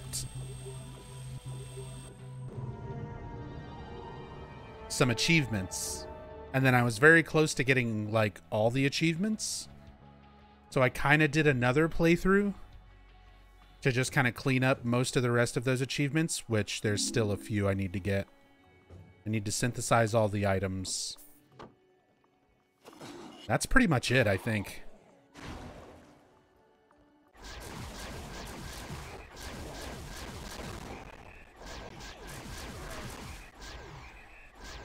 But yeah, I tried to replay fucking Chain of Memories, Chain of Memories, and I did the same thing. Half a room before quitting. Pretty much that. I played like the first couple of rooms, And I remembered why I hate that fucking game. And moved on and started playing Kingdom Hearts 2. And I played Kingdom Hearts 2 up until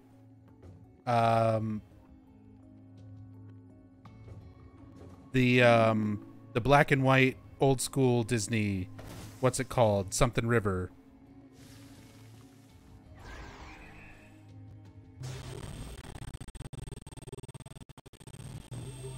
But I played up until that world. Timeless River. And I remembered that I don't like Kingdom Hearts 2 as much as I like Kingdom Hearts 1. So I kind of stopped playing that. And Kingdom Hearts 3, I've played the first like maybe hour of it. Because like Kingdom Hearts 2 I don't like as much. I played it and beat it back in the day, but replaying it now, it's kind of rough. It has moments where it's really good, and then it has moments where it's really not good. And it just makes me want to hurry up through the not so good moments and get to the better parts. Sometimes you just gotta get through those fucking not so good parts.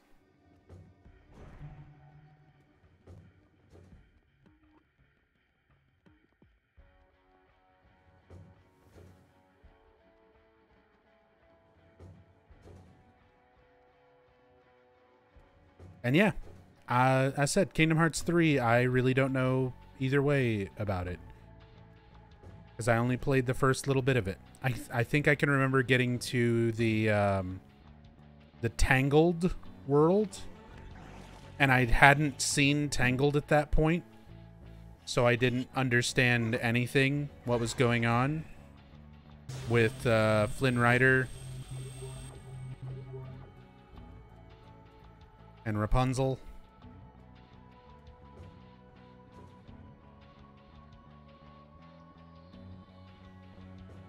But now I've actually seen Tangled. I finally saw it for the first time, what, like a month and a half ago? Me and Rachel, seed packet.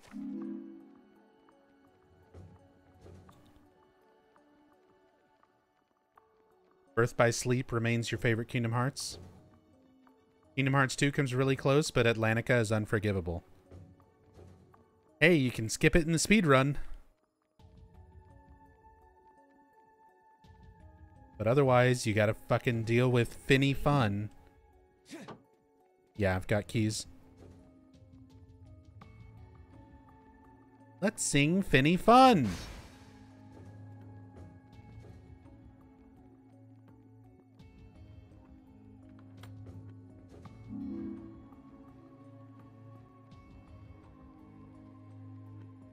See, and that's the thing. I like music and rhythm games. At first, I would be like, "Oh yeah, we put a music and rhythm game in Kingdom Hearts,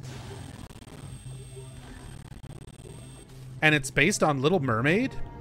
That sounds great. Do we get to sing? Do we get to do like a music and rhythm game for Under the Sea? No. Do we get, you know, part of their world, part of your world? No? Part of that world? Whatever. Do we get any of those classic Little Mermaid fucking bops? No? We get an original song that is sung like annoyingly out of key with some of the worst audio. I just got fucking absolutely murdered by a ghost. With some of the worst audio mixing I think I've ever heard in a modern game. Like, why is the music segment so fucking bad? Why does the voice, like, the voice acting and the song stuff sound so weird and out of key? And the music is mixed all fucking weird? Well, you can go grab keys off of my death pile.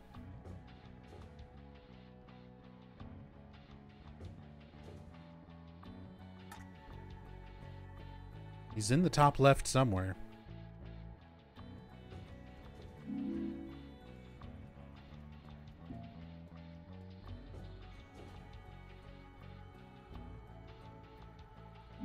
"358 Days is your favorite Kingdom Hearts game, Sassam? And they refuse to give me an HD version on a streamable console. QQ.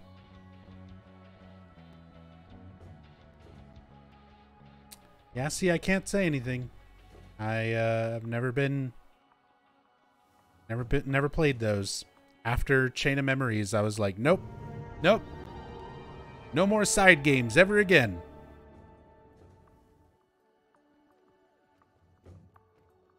And I didn't even like the mainline games as much as I liked the first one.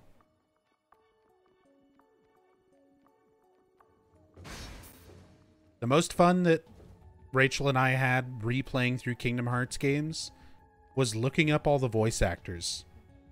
That's probably the best, like, most interesting part of it. Was seeing, like, all the original voice actors that got brought back and all the interesting choices for voice actors that they got to, like, replace voice actors who didn't come back or who died.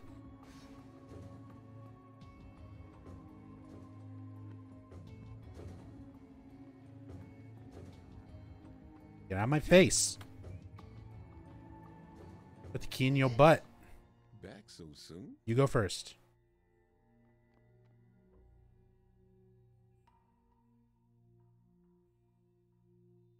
I did that too. Check the tapes. Check the VOD. That's why I knew it was in the top left. Got in some new stock that's And here we are in the top left. In Howard's shop. I know how to play this video game. So what can I do for you? Just because you have like 100 more hours than me. I think I've got just the thing.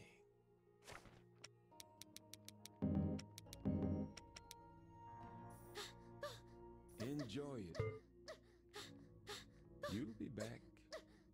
No, I don't need you anymore. No, I won't. I don't need you anymore. That's fucking mean. I mean, I understand it. It's a Silent Hill 2 reference, but still. No, I don't want to play this game by myself.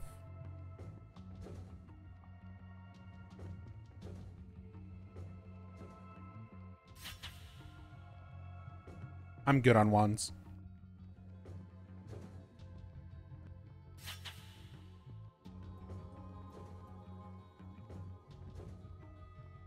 You can sell it. Howard's right there. It's 7,000 memory residue. Well then, fine. I'll fucking come and get it and sell it.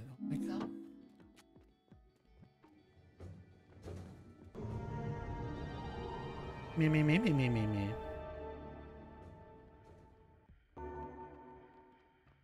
Because you hunt fucking artifacts.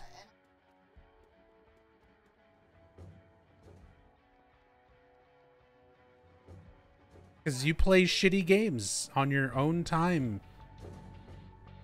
For your own sick pleasure. That I don't understand.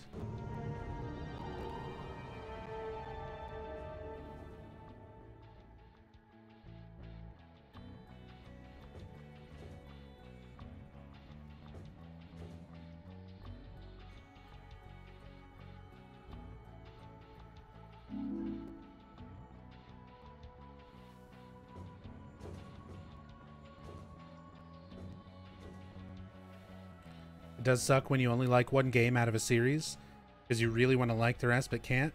Feel about Mass Effect the same way, only like the second game. Rachel's a big Mass Effect fan and said that's fair. I will defer to her wisdom.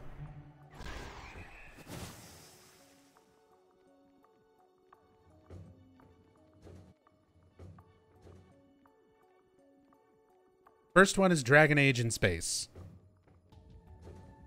Yeah.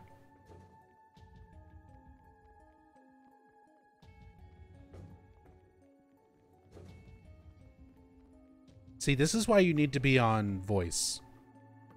Because I'm not going to relay all of that.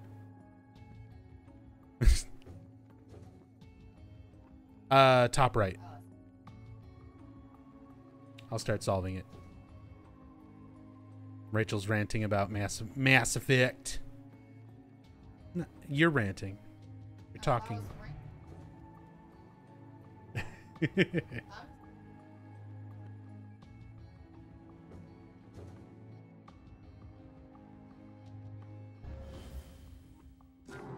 Baltiel gave me another holy candle. God.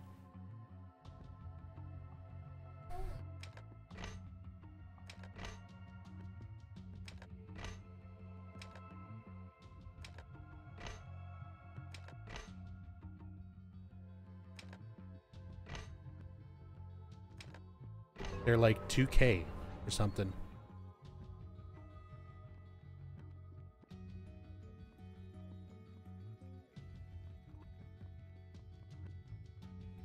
Yeah, you collect that white blood. No, I don't need you anymore. No, I won't.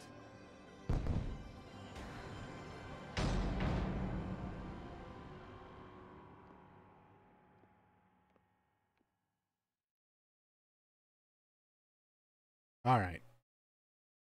I think that's it for us. It's one.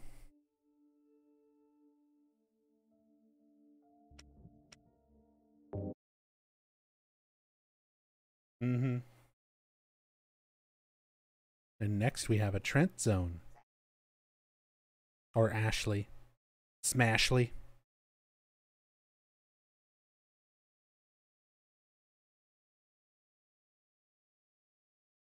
Yep.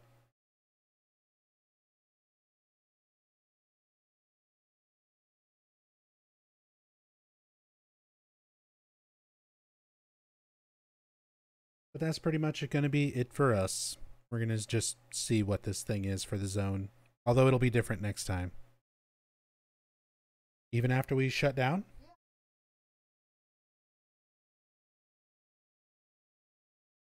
Okay.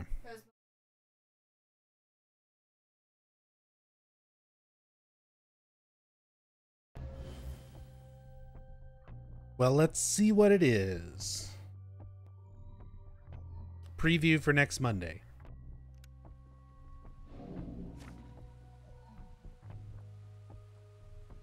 Mothers and Tremors. Next time on Book of Mondays. But not tonight, because it's time for bed.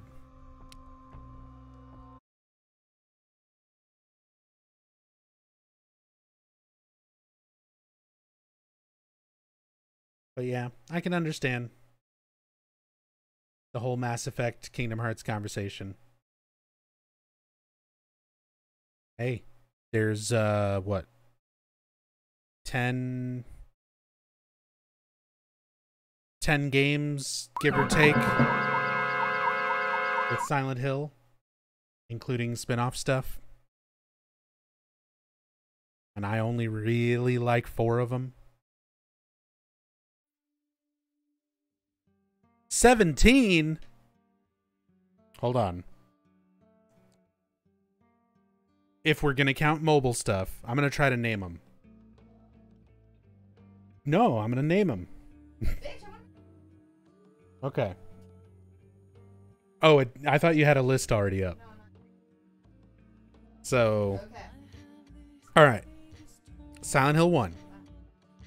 Silent Hill play novel. Silent Hill...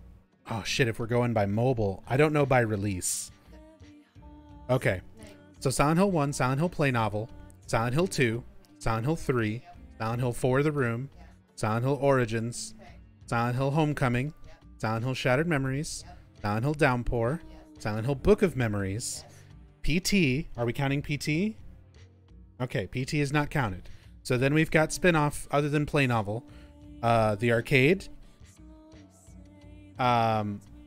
We've got Silent Hill Orphan 1, 2, and 3. We have Silent Hill The Escape. We have Oh, fuck. What were they called? 2 more?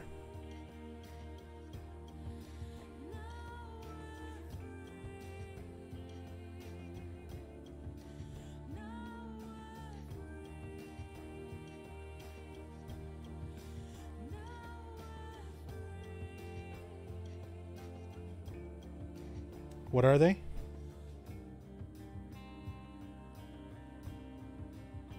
Oh, the mobile version of Silent Hill HD collection. HD, if Pete, well, sure. That's versions. I get it. Okay.